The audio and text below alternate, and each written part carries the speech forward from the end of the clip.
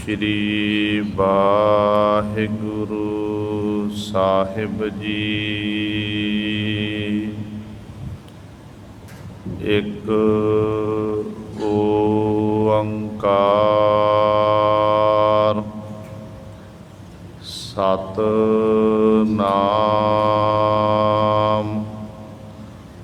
करता पुरख निर्भौ निर्वैर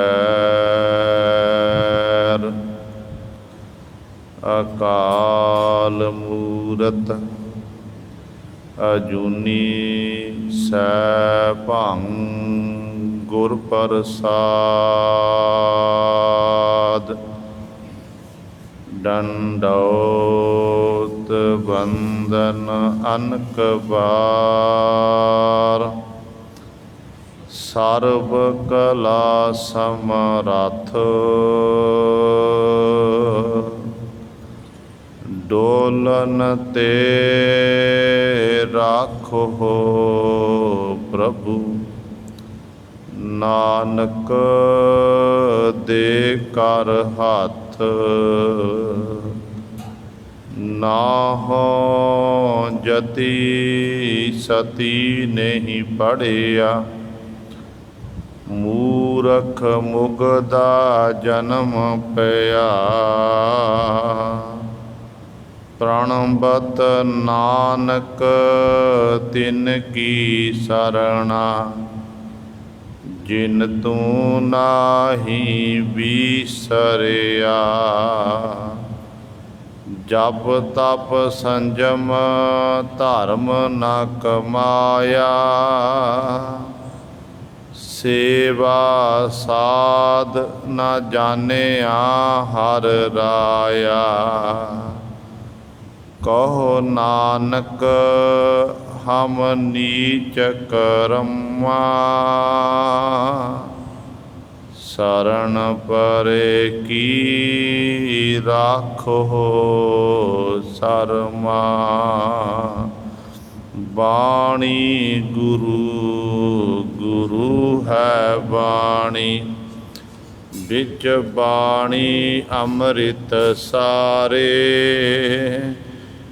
गुर बाणी कहै सेवक जन मानै परतख गुरु निस्तारे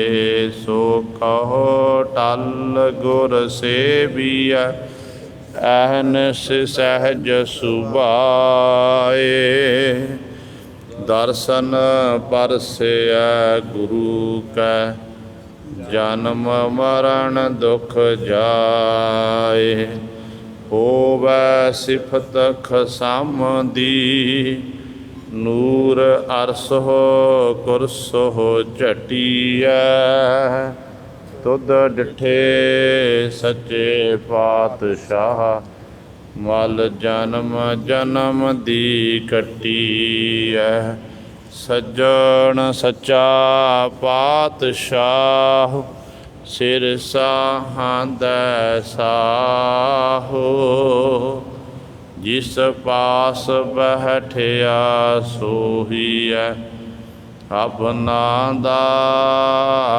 बेसाहो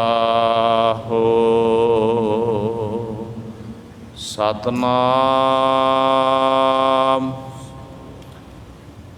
श्री वाहिगुरु साहिब जी। जिथै ओ घट आए बनत है प्राणी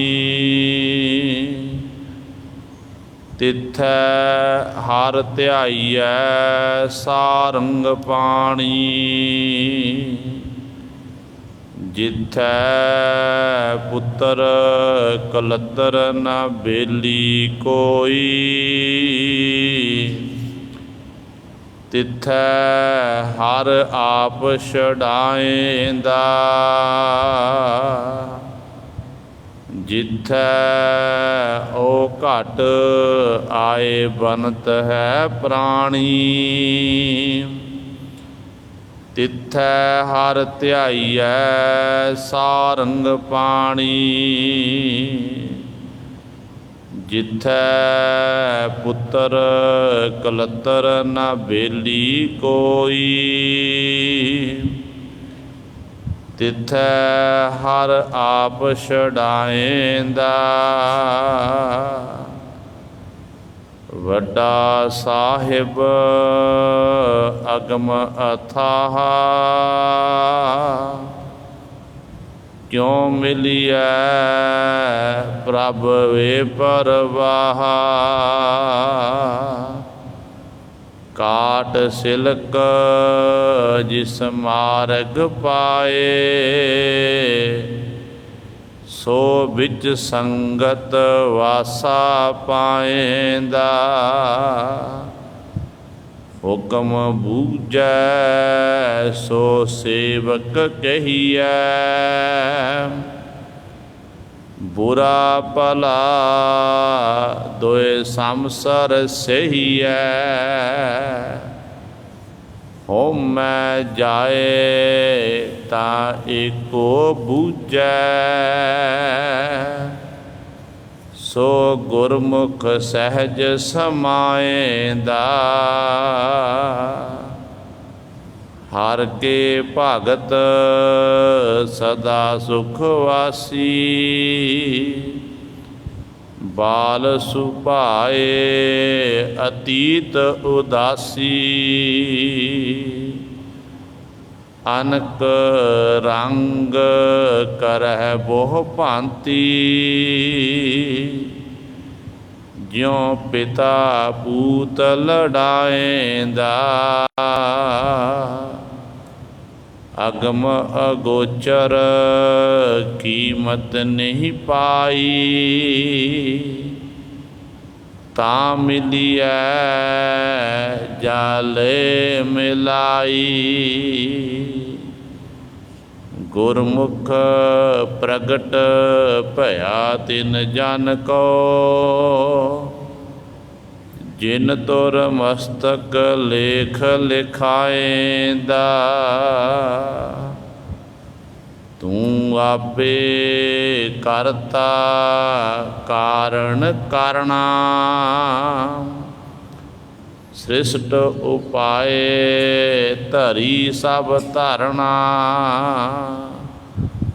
ਜਨ ਨਾਨਕ ਸਰਨ ਪਿਆ ਹਰਿ ਦੁਆਰੈ। ਹਰਿ ਭਾਵੈ ਲਾਜ ਰਖਾਏਂਦਾ। ਤੂੰ ਆਪੇ ਕਰਤਾ ਕਾਰਣ ਕਰਣਾ। ਸ੍ਰਿਸ਼ਟ ਉਪਾਏ ਧਰੀ ਸਭ ਧਰਣਾ। ਜਨ ਨਾਨਕ ਸਰਨ ਪਿਆ ਹਰਿ ਦੁਆਰੈ। ਹਰਿ ਭਾਵੈ ਲਾਜ ਰਖਾਏਂਦਾ।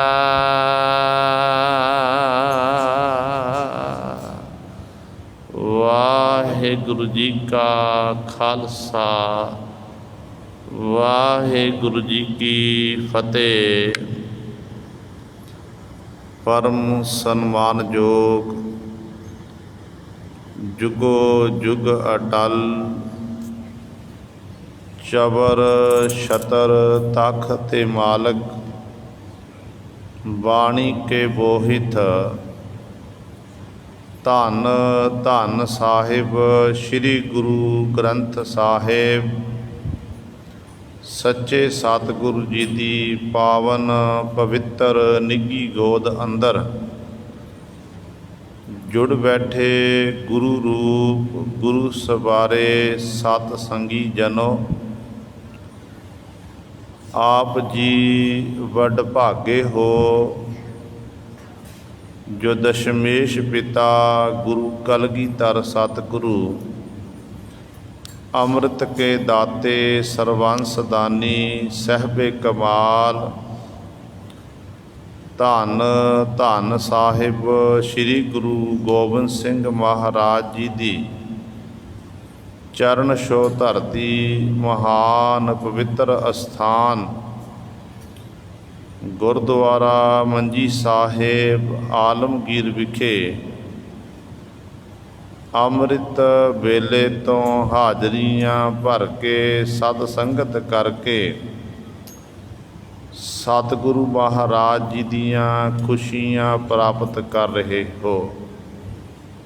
ਸਾਹਿਬਾਂ ਦੇ ਪਾਵਨ ਦਰਬਾਰ ਦੇ ਵਿੱਚ ਸਜੇ ਹੋਏ ਦੀਵਾਨਾਂ ਵਿੱਚ ਆਪ ਜੀ ਨੇ ਹੁਣੇ ਹੀ ਸਤਿਕਾਰਯੋਗ ਗੁਰੂ ਘਰ ਦੇ ਕੀਰਤਨੀਆਂ ਪਾਸੋਂ ਸ਼੍ਰੀ ਆਸਾ ਜੀ ਕੀ ਵਾਰ ਦੇ ਕੀਰਤਨ ਸ਼ਰਵਣ ਕੀਤੇ ਹਨ। ਸੋ ਆਓ ਗੁਰੂ ਸਵਾਰਿਓ, ਸਮਾਂ ਹੈ ਜੋ ਚੱਲ ਰਹੀ ਲੜੀਵਾਰ ਗੁਰਬਾਣੀ ਦੀ ਕਥਾ ਮਾਰੂ ਰਾਗ ਦੇ ਵਿੱਚੋਂ ਆਪ ਸੰਗਤਾਂ ਸ਼ਰਵਣ ਕਰਦੀਆਂ ਆ ਰਹੀਆਂ ਹਨ।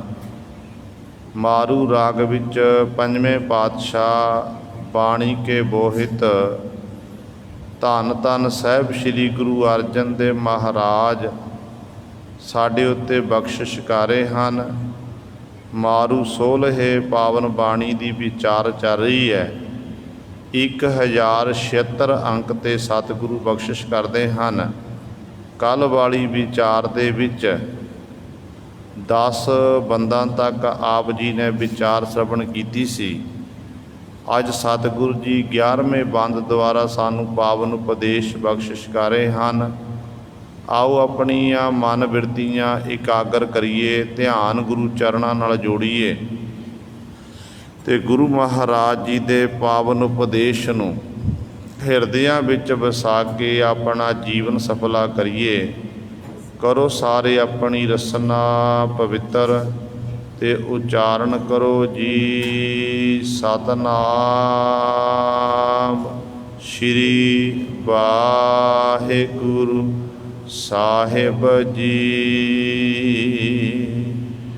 ਜਿੱਥੈ ਓ ਘਟ ਆਏ ਬਣਤ ਹੈ ਪ੍ਰਾਣੀ, ਤਿੱਥੈ ਹਰਿ ਧਿਆਈਐ ਸਾਰੰਗ ਪਾਣੀ। ਪੰਜਵੇਂ ਪਾਤਸ਼ਾਹ ਧੰਨ ਧੰਨ ਸਾਹਿਬ ਸ੍ਰੀ ਗੁਰੂ ਅਰਜਨ ਦੇਵ ਮਹਾਰਾਜ ਪਾਵਨ ਸ਼ਬਦ ਦੁਆਰਾ ਸਾਨੂੰ ਸਮਝਾ ਰਹੇ ਹਨ।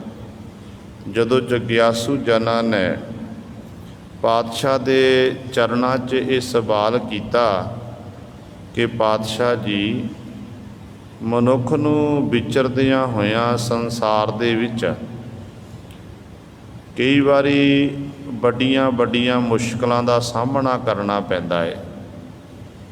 ਕਦੇ ਮਨੁੱਖ ਨੂੰ ਦੁੱਖ ਘੇਰਦਾ ਆ ਕੇ ਫਿਰ ਸੁੱਖ ਆਉਂਦਾ ਹੈ। ਇਸੇ ਤਰ੍ਹਾਂ ਹੀ ਮਨੁੱਖ ਦਾ ਜਿਹੜਾ ਜੀਵਨ ਹੈ ਕਲਾ ਕਲੇਸ਼ ਦੇ ਵਿੱਚ ਹੀ ਲੰਘ ਜਾਂਦਾ ਹੈ। ਸਤਿਗੁਰੂ ਜੀ ਜਦੋਂ ਇਹੋ ਜਿਹਾ ਔਖਾ ਸਮਾਂ ਹੋਵੇ, ਔਖੇ ਸਮੇਂ ਦੇ ਵਿੱਚ ਮਨੁੱਖ ਨੂੰ ਕੀ ਕਰਨਾ ਚਾਹੀਦਾ, ਜੀਵ ਨੂੰ ਕੀ ਕਰਨਾ ਚਾਹੀਦਾ ਹੈ, ਅਤੇ ਸਤਿਗੁਰੂ ਮਹਾਰਾਜ ਫਿਰ ਉੱਤਰ ਦਿੰਦੇ ਨੇ, ਕਹਿੰਦੇ ਜਿੱਥੈ ਓ ਘਟ ਆਏ ਬਣਤ ਹੈ ਪ੍ਰਾਣੀ।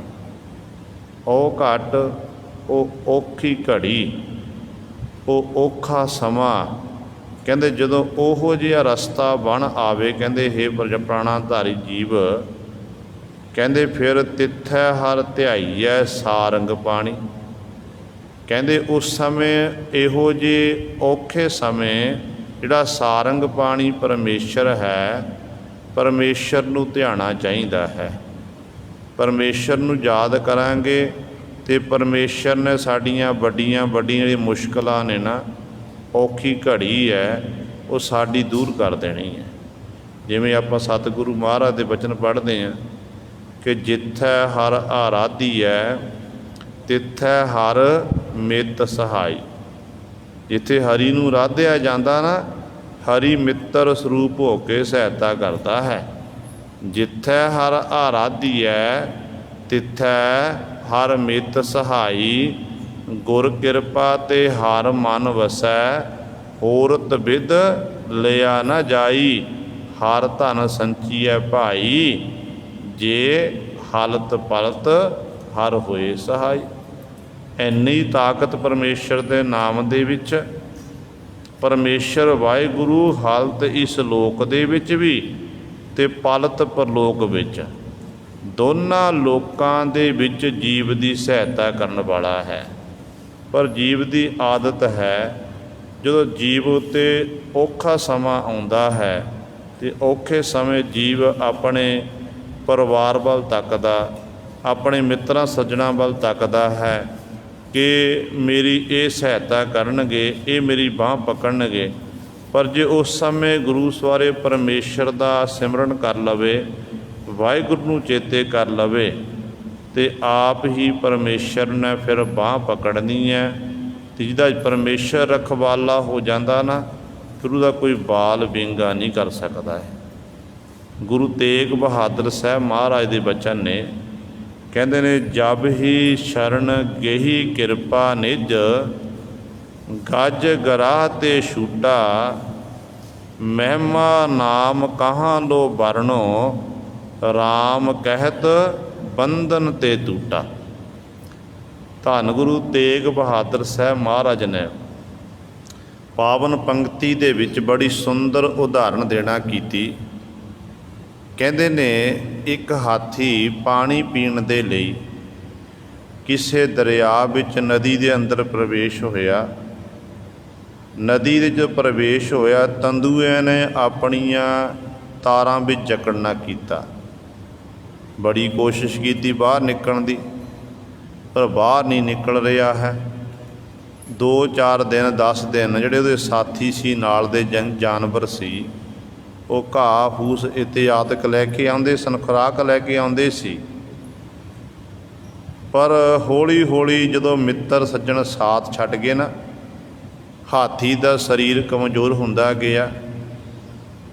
ਕਹਿੰਦੇ ਨੇ, ਫਿਰ ਸਾਖੀਕਾਰ ਲਿਖਦੇ ਨੇ, ਕਹਿੰਦੇ ਇੱਕ ਫੁੱਲ ਰੁੜਦਾ ਹੋਇਆ ਪਾਣੀ ਵਿੱਚ ਆਇਆ। ਉਹ ਫੁੱਲ ਉਸ ਤੰਦੂਏ ਨੇ, ਉਸ ਹਾਥੀ ਨੇ ਆਪਣੀ ਸੁੰਡ ਰਾਹੀਂ ਚੁੱਕਿਆ ਅਤੇ ਸਾਰਿਆਂ ਦਾ ਆਸਰਾ ਛੱਡ ਕੇ ਇੱਕ ਪਰਮੇਸ਼ਰ ਵਾਹਿਗੁਰੂ ਦਾ ਆਸਰਾ ਤੱਕਣਾ ਕੀਤਾ ਕਿ ਮੇਰੇ ਮਾਲਕ ਜੀ, ਹੁਣ ਤੂੰ ਹੀ ਕਿਰਪਾ ਕਰ, ਰਹਿਮਤ ਕਰ, ਮੇਰਾ ਕੋਈ ਵੀ ਸਹਾਇਤਾ ਕਰਨ ਵਾਲਾ ਨਹੀਂ, ਤੂੰ ਹੀ ਮੇਰੀ ਸਹਾਇਤਾ ਕਰ ਸਕਦਾ ਹੈ, ਮੈਨੂੰ ਇੱਥੋਂ ਆਜ਼ਾਦ ਕਰਾਉਣਾ ਕਰ।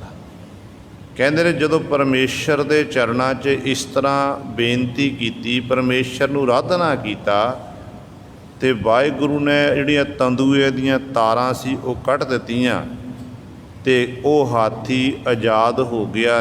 ਉਹ ਹਾਥੀ ਬਾਹਰ ਆ ਗਿਆ। ਅਤੇ ਉਹ ਬਚਨ ਗੁਰੂ ਤੇਗ ਬਹਾਦਰ ਪਾਤਸ਼ਾਹ ਕਹਿੰਦੇ ਨੇ, ਕਹਿੰਦੇ, ਜਬ ਹੀ ਸ਼ਰਨ ਗੇਹੀ ਕਿਰਪਾ ਨਿਧ। ਗਹੀ ਦਾ ਅਰਥ ਪਕੜਨਾ, ਕਿਰਪਾ ਨਿਧ ਕਿਰਪਾ ਦਾ ਖਜ਼ਾਨਾ। ਕਿਰਪਾ ਦੇ ਨਿਧ ਖਜ਼ਾਨੇ ਦੀ ਜੋ ਸ਼ਰਨ ਤੱਕ ਲਈ, ਸ਼ਰਨ ਪਕੜਨਾ ਕੀਤੀ। ਜਬ ਹੀ ਸ਼ਰਨ ਗੇਹੀ ਕਿਰਪਾ ਨਿਧ, ਗਜ ਗਰਾਹ ਤੇ ਛੂਟਾ, ਮਹਿਮਾ ਨਾਮ ਕਹਾਂ ਲੋ ਵਰਣੋ, ਰਾਮ ਕਹਿਤ ਬੰਧਨ ਤੇ ਟੂਟਾ। ਸਤਿਗੁਰੂ ਕਹਿੰਦੇ, ਜੇ ਉਸ ਤੰਦੂਏ ਦੇ, ਉਸ ਹਾਥੀ ਦੇ ਬੰਧਨ ਟੁੱਟ ਸਕਦੇ ਨੇ, ਇਹ ਜੀਵ ਤੇਰੇ ਕਿਉਂ ਟੁੱਟ ਸਕਦੇ ਨੇ? ਤੈਨੂੰ ਵੀ ਜੰਮਣ ਮਰਨ ਦੇ ਬੰਧਨ ਪਏ ਹੋਏ ਨੇ, ਵਿਕਾਰਾਂ ਦੇ ਬੰਧਨ ਪਏ ਹੋਏ ਨੇ, ਮਾਇਕੀ ਪਦਾਰਥਾਂ ਦੇ ਬੰਧਨ ਪਏ ਹੋਏ ਹਨ। ਤੇਰੇ ਬੰਧਨ ਵੀ ਇਹ ਟੁੱਟ ਸਕਦੇ ਨੇ, ਪਰ ਗੱਲ ਕੀ ਹੈ? ਪਰਮੇਸ਼ਰ ਦੀ ਸ਼ਰਨ ਤੱਕਣੀ, ਵਾਹਿਗੁਰੂ ਦੀ ਸ਼ਰਨ ਵਿੱਚ ਆਉਣਾ। ਜਦੋਂ ਵਾਹਿਗੁਰੂ ਦੀ ਸ਼ਰਨ ਤੱਕ ਲਵਾਂਗੇ ਅਤੇ ਵਾਹਿਗੁਰੂ ਨੇ ਫਿਰ ਆਪ ਹੀ ਬਾਂਹ ਪਕੜ ਕੇ ਅਤੇ ਗੁਰੂ ਸਵਾਰੇ ਸਹਾਇਤਾ ਕਰਨੀ ਹੈ। ਇਸੇ ਪ੍ਰਕਾਰ ਹੀ ਗੁਰੂ ਸਾਹਿਬਾਨ ਜੀ ਬਚਨ ਕਰਦੇ ਨੇ, ਕਹਿੰਦੇ ਨੇ, ਜਾ ਕੋ ਮੁਸ਼ਕਲ ਅਤ ਬਣੈ, ਢੋਈ ਕੋਇ ਨਾ ਦੇ, ਲਾਗੂ ਹੋਏ ਦੁਸ਼ਮਨਾ, ਸਾਕ ਵੀ ਭੱਜ ਖਲੇ, ਸਭੋ ਭੱਜੈ ਆਸਰਾ, ਚੁੱਕੈ ਸਭ ਅਸਰਾਓ, ਚਿੱਤ ਆਵੈ ਉਸ ਪਾਰ ਬ੍ਰਹਮ, ਲੱਗੈ ਨਾ ਤਤੀ ਬਾਓ। ਪੰਜਵੇਂ ਪਾਤਸ਼ਾਹ ਮਹਾਰਾਜ ਦੇ ਬਚਨ ਨੇ, ਕਹਿੰਦੇ, ਇਹੋ ਜਿਹਾ ਸਮਾਂ ਆ ਜਾਵੇ, ਬੜੀ ਔਖੀ ਘੜੀ ਜੀਵਨ 'ਚ ਵਿਚਰਦਿਆਂ ਹੋਇਆਂ ਦੁੱਖ ਦੀ ਘੜੀ ਆ ਜਾਵੇ, ਸੰਗੀ ਸਾਥੀ ਸਭ ਸਾਥ ਛੱਡ ਦੇਣ, ਭੈਣ ਭਰਾ ਮਾਤਾ ਪਿਤਾ ਇਤਿਆਦਿਕ ਇਹ ਵੀ ਵੱਖਰੇ ਹੋ ਜਾਣ, ਤੇ ਉਦੋਂ ਕਹਿੰਦੇ ਇਹੋ ਜਿਹੀ ਬਿਪਤਾ ਦੇ ਸਮੇਂ ਜੇ ਜੀਵ ਤੂੰ ਪਰਮੇਸ਼ਰ ਦਾ ਆਸਰਾ ਤੱਕੇ, ਮਾਲਕ ਦੀ ਸ਼ਰਨ ਤੱਕੇ, ਤੇ ਮਾਲਕ ਨੇ ਤੇਰੀ ਆਪਣੇ ਆਪ ਤੇਰੇ ਉੱਤੇ ਬਖਸ਼ਿਸ਼ ਕਰਨੀ ਹੈ, ਦੁਸ਼ਮਣਾਂ ਤੋਂ ਤੇਰੀ ਸਹਾਇਤਾ ਵੀ ਕਰਨੀ ਹੈ, ਤੇ ਹਰ ਸਮੇਂ ਹਰ ਮੋੜ 'ਤੇ ਮਾਲਕਾਂ ਤੇਰੀ ਬਾਂਹ ਪਕੜਨੀ ਹੈ। ਤੇ ਵਾਹਿਗੁਰੂ ਪਕੜਦਾ ਹੈ, ਤੇ ਪਰ ਵਾਹਿਗੁਰੂ ਉੱਤੇ ਸਾਨੂੰ ਵਿਸ਼ਵਾਸ, ਗੁਰੂ ਉੱਤੇ ਭਰੋਸਾ ਹੋਣਾ ਚਾਹੀਦਾ ਕਿ ਮੇਰਾ ਗੁਰੂ ਡਾਢਾ ਹੈ, ਮੇਰਾ ਗੁਰੂ ਹਰ ਸਮੇਂ ਮੇਰੀ ਸਹਾਇਤਾ ਕਰਨ ਵਾਲਾ ਹੈ। ਇਸ ਤਰ੍ਹਾਂ ਹੀ ਗੁਰੂ ਸਵਾਰਿਓ, ਜਿਵੇਂ ਸਤਿਗੁਰੂ ਮਹਾਰਾਜ ਦੇ ਬਚਨ ਆਪਾਂ ਪੜ੍ਹਦੇ ਹਾਂ, ਪਾਤਸ਼ਾਹ ਜੀ ਫਰਮਾਨ ਕਰਦੇ ਨੇ, ਕਹਿੰਦੇ ਨੇ ਔਖੀ ਘੜੀ ਨਾ ਦੇਖਣ ਦੇਈ, ਆਪਣਾ ਬਿਰਦ ਸੰਭਾਲੇ, ਹਾਥ ਦੇ ਰਾਖੇ ਆਪਣੇ ਕੋ, ਸਾਸ ਸਾਸ ਪ੍ਰਤਪਾਲੇ। ਹੁਣ ਇਹ ਸ਼ਬਦ ਹੈ ਔਖੀ ਘੜੀ ਨਾ ਦੇਖਣ ਦੇਈ। ਆਮ ਤੌਰ 'ਤੇ ਆਪਾਂ ਪੜ੍ਹਦੇ ਔਖੀ ਘੜੀ ਨਾ ਦੇਖਣ ਦੇਈ, ਦੇਈ ਸ਼ਬਦ ਨਹੀਂ ਪੜ੍ਹਨਾ। ਜੇ ਬਿੰਦੀ ਲਾਵਾਂਗੇ, ਬਿੰਦੀ ਦੇ ਸਹਿਤ ਪੜ੍ਹਾਂਗੇ, ਫਿਰ ਇੱਕ ਵੱਲੋਂ ਬੇਨਤੀ ਹੋਣੀ ਹੈ। ਅਰਥ ਬਣਦੇ ਨੇ ਔਖੀ ਘੜੀ ਨਾ ਦੇਖਣ ਦੇਈ, ਕਿ ਪਰਮਾਤਮਾ ਆਪਣੇ ਪਿਆਰਿਆਂ ਨੂੰ ਔਖਾ ਸਮਾਂ ਨਹੀਂ ਦੇਖਣ ਦਿੰਦਾ। ਕੁਝ ਬਹੁਵਚਨ ਆ ਗਿਆ ਕਿ ਸਾਰੇ ਜਿੰਨੇ ਵੀ ਹਨ ਪਿਆਰੇ ਪਰਮਾਤਮਾ ਦੇ ਇੱਕ ਨਹੀਂ ਹਨ, ਕਈ ਪਿਆਰੇ ਹਨ। ਤੇ ਉਹਦਾ ਮੁੱਢ ਕਦੀਮਾਂ ਤੋਂ ਬਿਰਦ ਹੈ ਕਿ ਜਿਸ ਨੇ ਵੀ ਉਸ ਮਾਲਕ ਦਾ ਓਟ ਆਸਰਾ ਤੱਕਿਆ, ਤੇ ਮਾਲਕ ਫਿਰ ਆਪਣਾ ਬਿਰਦ ਸੰਭਾਲੇ, ਆਪਣੇ ਬਿਰਦ ਦੀ ਸੰਭਾਲ ਕਰਦਾ ਹੈ। ਤੇ ਇਸੇ ਤਰ੍ਹਾਂ ਗੁਰੂ ਸਵਾਰਿਓ, ਸਤਿਗੁਰੂ ਕਹਿੰਦੇ ਤਿੱਥੈ, ਕਹਿੰਦੇ ਇਸ ਪ੍ਰਕੀਤ, ਕਹਿੰਦੇ ਉਹ ਪਰਮਾਤਮਾ ਤਿੱਥੈ ਹਰ ਧਿਆਈਐ ਸਾਰੰਗ ਪਾਣੀ। ਜਦੋਂ ਔਖੀ ਘੜੀ ਆ ਜਾਵੇ, ਔਖਾ ਸਮਾਂ ਹੋਵੇ, ਵਿਖੜਾ ਪੈਂਡਾ ਹੋਵੇ, ਕੋਈ ਬਾਂਹ ਪਕੜਨ ਵਾਲਾ ਨਾ ਹੋਵੇ, ਕਹਿੰਦੇ ਉੱਥੇ ਭਾਈ ਉਸ ਸਾਰੰਗ ਪਾਣ ਪਰਮੇਸ਼ਰ ਨੂੰ ਧਿਆਣਾ ਚਾਹੀਦਾ ਹੈ, ਉਸ ਵਾਹਿਗੁਰੂ ਦਾ ਸਿਮਰਨ ਕਰਨਾ ਚਾਹੀਦਾ ਹੈ। ਜਿੱਥੈ ਪੁੱਤਰ ਕਲੱਤਰ ਨਾ ਬੇਲੀ ਕੋਈ, ਤਿੱਥੈ ਹਰ ਆਪ ਛਡਾਏਂਦਾ। ਹੁਣ ਸਤਿਗੁਰੂ ਜੀ ਅਗਲੀ ਪੰਕਤੀ 'ਚ ਬਖਸ਼ਿਸ਼ ਕਰਦੇ ਹਨ, ਕਹਿੰਦੇ ਜਿੱਥੈ ਪੁੱਤਰ ਕਲੱਤਰ, ਪੁੱਤਰ ਕਲੱਤਰ ਘਰ ਵਾਲੀ, ਤੇ ਇਸੇ ਤਰ੍ਹਾਂ ਹੀ ਹੋਰ ਬੇਲੀ ਮਿੱਤਰ ਸੱਜਣ ਇਤਿਆਦਿਕ, ਕੋਈ ਸਹਾਇਤਾ ਕਰਨ ਵਾਲਾ ਨਹੀਂ ਹੈ। ਬਿਪਤਾ ਵਿੱਚ ਫਸਿਆ ਹੋਇਆ, ਕੋਈ ਬਾਂਹ ਨਹੀਂ ਪਕੜ ਰਿਹਾ ਹੈ। ਤੇ ਪਾਤਸ਼ਾਹ ਕਹਿੰਦੇ ਫਿਰ ਉਸ ਸਮੇਂ ਹਰੀ ਨੂੰ ਆਰਾਧਨਾ ਕੀਤਾ ਜਾਵੇ ਨਾ, ਹਰੀ ਦਾ ਸਿਮਰਨ ਕੀਤਾ, ਹਰੀ ਨੂੰ ਚੇਤੇ ਕੀਤਾ ਜਾਵੇ, ਤੇ ਹਰੀ ਵਾਹਿਗੁਰੂ ਫਿਰ ਆਪ ਛਡਾਉਂਦਾ ਹੈ, ਆਪ ਬਾਂਹ ਪਕੜਦਾ ਹੈ। ਦੇਖੋ ਕਹਿੰਦੇ ਨੇ ਇੱਕ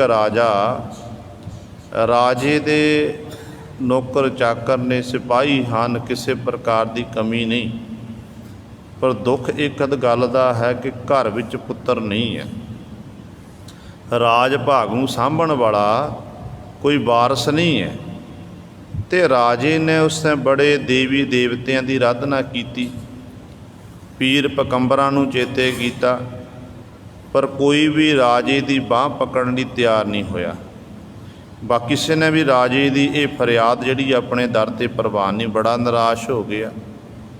ਕਹਿੰਦੇ ਨੇ ਕਿਸੇ ਨੇ ਫਿਰ ਕਿਸੇ ਪੰਡਤ ਕੋਲ ਗਿਆ, ਪੰਡਤ ਕਹਿਣ ਲੱਗਿਆ ਕਿ ਤੇ ਰਾਜਨ ਤੇਰੇ ਘਰ ਪੁੱਤਰ ਹੋ ਸਕਦਾ ਹੈ, ਤੈਨੂੰ ਇਸ ਰਾਜ ਭਾਗ ਦਾ ਮਾਲਕ ਮਿਲ ਸਕਦਾ ਹੈ, ਪਰ ਜੇ ਤੂੰ ਕਿਸੇ ਬੱਚੇ ਦੀ ਬਲੀ ਦੇਵੇ ਨਾ, ਬਲੀ ਦਿੱਤੀ ਜਾਵੇ, ਬਲੀ ਉਹ ਬੱਚੇ ਦਿੱਤੀ ਜਿਹੜੇ ਮਾਤਾ ਪਿਤਾ ਖੁਸ਼ ਹੋ ਕੇ ਆਪਣੇ ਬੱਚੇ ਨੂੰ ਆਪ ਬਲੀ ਦੇਣ ਲਈ ਭੇਜ ਦੇਣਾ, ਕਹਿੰਦੇ ਫਿਰ ਤੇਰੇ ਘਰ 'ਚ ਪੁੱਤਰ ਹੋ ਸਕਦਾ ਹੈ। ਰਾਜੇ ਨੇ ਢੰਡੋਰਾ ਫੜਾ ਦਿੱਤਾ, ਕਹਿਣ ਲੱਗਿਆ ਕਿ ਭਾਈ ਜਿਹੜਾ ਰਾਜੇ ਦੇ ਲਈ, ਰਾਜੇ ਦੇ ਘਰ ਵਿੱਚ ਸੰਤਾਨ ਨਹੀਂ ਹੈ, ਕਿਸੇ ਬੱਚੇ ਦੀ ਬਲੀ ਦੇਣੀ ਹੈ, ਜਿਹੜਾ ਖੁਸ਼ੀ ਦੇ ਨਾਲ ਆਪਣੇ ਬੱਚੇ ਦੀ ਬਲੀ ਦੇਣ ਲਈ ਤਿਆਰ ਹੋ ਜਾਵੇ, ਉਹਨੂੰ ਫਿਰ ਬਹੁ ਮੂੰਹ ਮੰਗਿਆ ਇਨਾਮ ਦਿੱਤਾ ਜਾਵੇਗਾ। ਹੁਣ ਜਦੋਂ ਇਹ ਸਾਰੇ ਨਗਰ ਢੰਡੋਰਾ ਫਰਾਇਆ, ਇੱਕ ਗਰੀਬ ਪਰਿਵਾਰ ਜਿਹਦੇ ਘਰ ਦੇ ਵਿੱਚ 4 ਬੱਚੇ ਸਨ, ਮਸਾਂ ਮਸਾਂ ਇੱਕ ਸਮੇਂ ਦਾ ਪ੍ਰਸ਼ਾਦਾ ਮਸਾਂ ਹੀ ਬਣਦਾ ਏ। ਅੱਤ ਦੀ ਗਰੀਬੀ। ਜਦੋਂ ਇਹ ਖਬਰ ਸੁਣੀ, ਕੰਨਾਂ ਵਿੱਚ ਖਬਰ ਪਈ, ਤੇ ਉਸ ਸਮੇਂ ਮਨ 'ਚ ਵਿਚਾਰ ਕੀਤੀ ਕਿ ਦੇਖੋ ਸਾਡੇ 4 ਪੁੱਤਰ ਨੇ, 4 ਪੁੱਤਰ ਤੇ ਅੱਤ ਦੀ ਘਰ ਵਿੱਚ ਗਰੀਬੀ ਹੈ। ਕਿਉਂ ਨਾ ਆਪਾਂ 4ਾਂ ਵਿੱਚੋਂ ਇੱਕ ਬੱਚੇ ਦੀ ਬਲੀ ਦੇ ਦਈਏ ਤੇ ਸਾਨੂੰ ਰਾਜੇ ਪਾਸੋਂ ਬਹੁਤ ਸਾਰੀ ਮਾਇਆ ਮਿਲੇਗੀ। ਕਮ ਸੇ ਕਮ ਸਾਡੀ ਗਰੀਬੀ ਤਾਂ ਦੂਰ ਹੋ ਜਾਵੇਗੀ ਇੱਕ ਦੀ ਕੁਰਬਾਨੀ ਦੇ ਕੇ। ਬਾਕੀ ਤਾਂ ਜਿਹੜੇ ਆਪਣੀ ਜ਼ਿੰਦਗੀ ਵਧੀਆ ਬਤੀਤ ਕਰਨਗੇ, ਕਿਸੇ ਪ੍ਰਕਾਰ ਦੀ ਕਮੀ ਨਹੀਂ ਰਹੇਗੀ। ਕਹਿੰਦੇ ਨੇ ਇਹ ਆਪਣੇ ਛੋਟੇ ਬੱਚੇ ਦੀ ਬਲੀ ਦੇਣ ਲਈ ਤਿਆਰ ਹੋਏ। ਰਾਜੇ ਦੇ ਹਵਾਲੇ ਕੀਤਾ ਗਿਆ। ਜਿਹੜਾ ਲੜਕਾ ਸੀ, ਛੋਟਾ ਬੱਚਾ, ਉਹ ਦੇਖਦਾ ਕਿ ਰਾਜੇ ਇਹ ਕੀ ਕੀਤਾ ਮੇਰੇ ਮਾਤਾ ਪਿਤਾ ਨੇ। ਹੁਣ ਰਾਜੇ ਦੀ ਕਚਹਿਰੀ ਵਿੱਚ ਕਚਹਿਰੀ ਸਜ ਗਈ। ਇਸ ਬੱਚੇ ਨੂੰ ਲਿਆਂਦਾ ਗਿਆ। ਹੁਣ ਜਦੋਂ ਮਨੁੱਖ ਨੂੰ ਸਜ਼ਾ ਦਿੱਤੀ ਜਾਂਦੀ ਹੈ, ਫਾਂਸੀ ਦੇਵੇ ਜਾਂ ਸੂਲੀ ਉੱਤੇ ਚਾੜ੍ਹਿਆ ਜਾਂਦਾ ਸੀ, ਉਸ ਤੋਂ ਪਹਿਲਾਂ ਅੰਤਮ ਇੱਛਾ ਪੁੱਛੀ ਜਾਂਦੀ ਹੈ। ਉਸੇ ਲੜਕੇ ਨੂੰ ਪੁੱਛਣਾ ਕੀਤਾ ਕਿ ਦੱਸ ਤੇਰੀ ਅੰਤਮ ਇੱਛਾ ਕੀ ਹੈ। ਤੇ ਲੜਕਾ ਆਖਣ ਲੱਗਿਆ ਕਿ ਮੈਂ ਨਦੀ ਦੇ ਵਿੱਚ ਇਸ਼ਨਾਨ ਕਰਨਾ ਚਾਹੁੰਦਾ। ਸਾਹਮਣੇ ਉਹ ਦਰਿਆ ਵਗਦਾ, ਉਸ ਦਰਿਆ 'ਚ ਮੈਂ ਇਸ਼ਨਾਨ ਕਰਨਾ ਚਾਹੁੰਦਾ। ਕਹਿੰਦੇ ਨੇ ਉਸ ਸਮੇਂ ਰਾਜੇ ਨੇ ਆਪਣੇ ਸਿਪਾਹੀ ਭੇਜੇ। ਲੜਕੇ ਨੇ ਨਦੀ ਵਿੱਚ ਇਸ਼ਨਾਨ ਕੀਤਾ। ਇਸ਼ਨਾਨ ਕਰਨ ਤੋਂ ਪਹਿਲਾਂ ਉਸੇ ਥਾਂ 'ਤੇ ਇੱਕ ਮਿੱਟੀ ਦੀ ਢੇਰੀ ਬਣਾਈ, ਉਹਨੂੰ ਢਾਹ ਦਿੱਤਾ। ਫਿਰ ਦੂਜੀ ਬਣਾਈ, ਉਹ ਵੀ ਢਾਹ ਦਿੱਤੀ। ਤੀਜੀ ਬਣਾਈ, ਉਹ ਵੀ ਢਾਹ ਦਿੱਤੀ। ਤੇ ਚੌਥੀ ਨੂੰ ਮੱਥਾ ਟੇਕ ਕੇ ਤੇ ਰਾਜੇ ਕੋਲ ਆ ਗਿਆ। ਰਾਜਾ ਆਪਣੇ ਮਹਿਲਾਂ ਦੀ ਅਟਾਰੀ ਉੱਤੋਂ ਇਹ ਸਭ ਕੁਝ ਦੇਖ ਰਿਹਾ ਸੀ। ਜਦੋਂ ਰਾਜਾ ਦੇਖ ਰਿਹਾ ਸੀ, ਇਹ ਬੱਚਾ ਵਾਪਸ ਆਇਆ ਤੇ ਸੂਲੀ 'ਤੇ ਚਾੜ੍ਹਨ ਦਾ, ਬਲੀ ਦੇਣ ਦਾ ਸਮਾਂ ਆ ਗਿਆ। ਤੇ ਰਾਜਾ ਕਹਿਣ ਲੱਗਾ ਇੱਕ ਗੱਲ ਦੱਸ, ਮੈਂ ਤੈਨੂੰ ਦੇਖ ਰਿਹਾ ਸੀ, ਤੂੰ ਮਿੱਟੀ ਦੀਆਂ 4 ਢੇਰੀਆਂ ਬਣਾਈਆਂ, 3 ਢਾਹ ਦਿੱਤੀਆਂ ਤੇ ਇੱਕ ਨੂੰ ਨਮਸਕਾਰ ਕੀਤੀ ਹੈ। ਉਹ ਕੀ ਕਰ ਰਿਹਾ ਸੀ? ਤੇ ਅੱਗੋਂ ਉਹ ਲੜਕਾ ਆਖਣ ਲੱਗਿਆ, ਕਹਿਣ ਲੱਗਿਆ ਕਿ ਰਾਜਨ,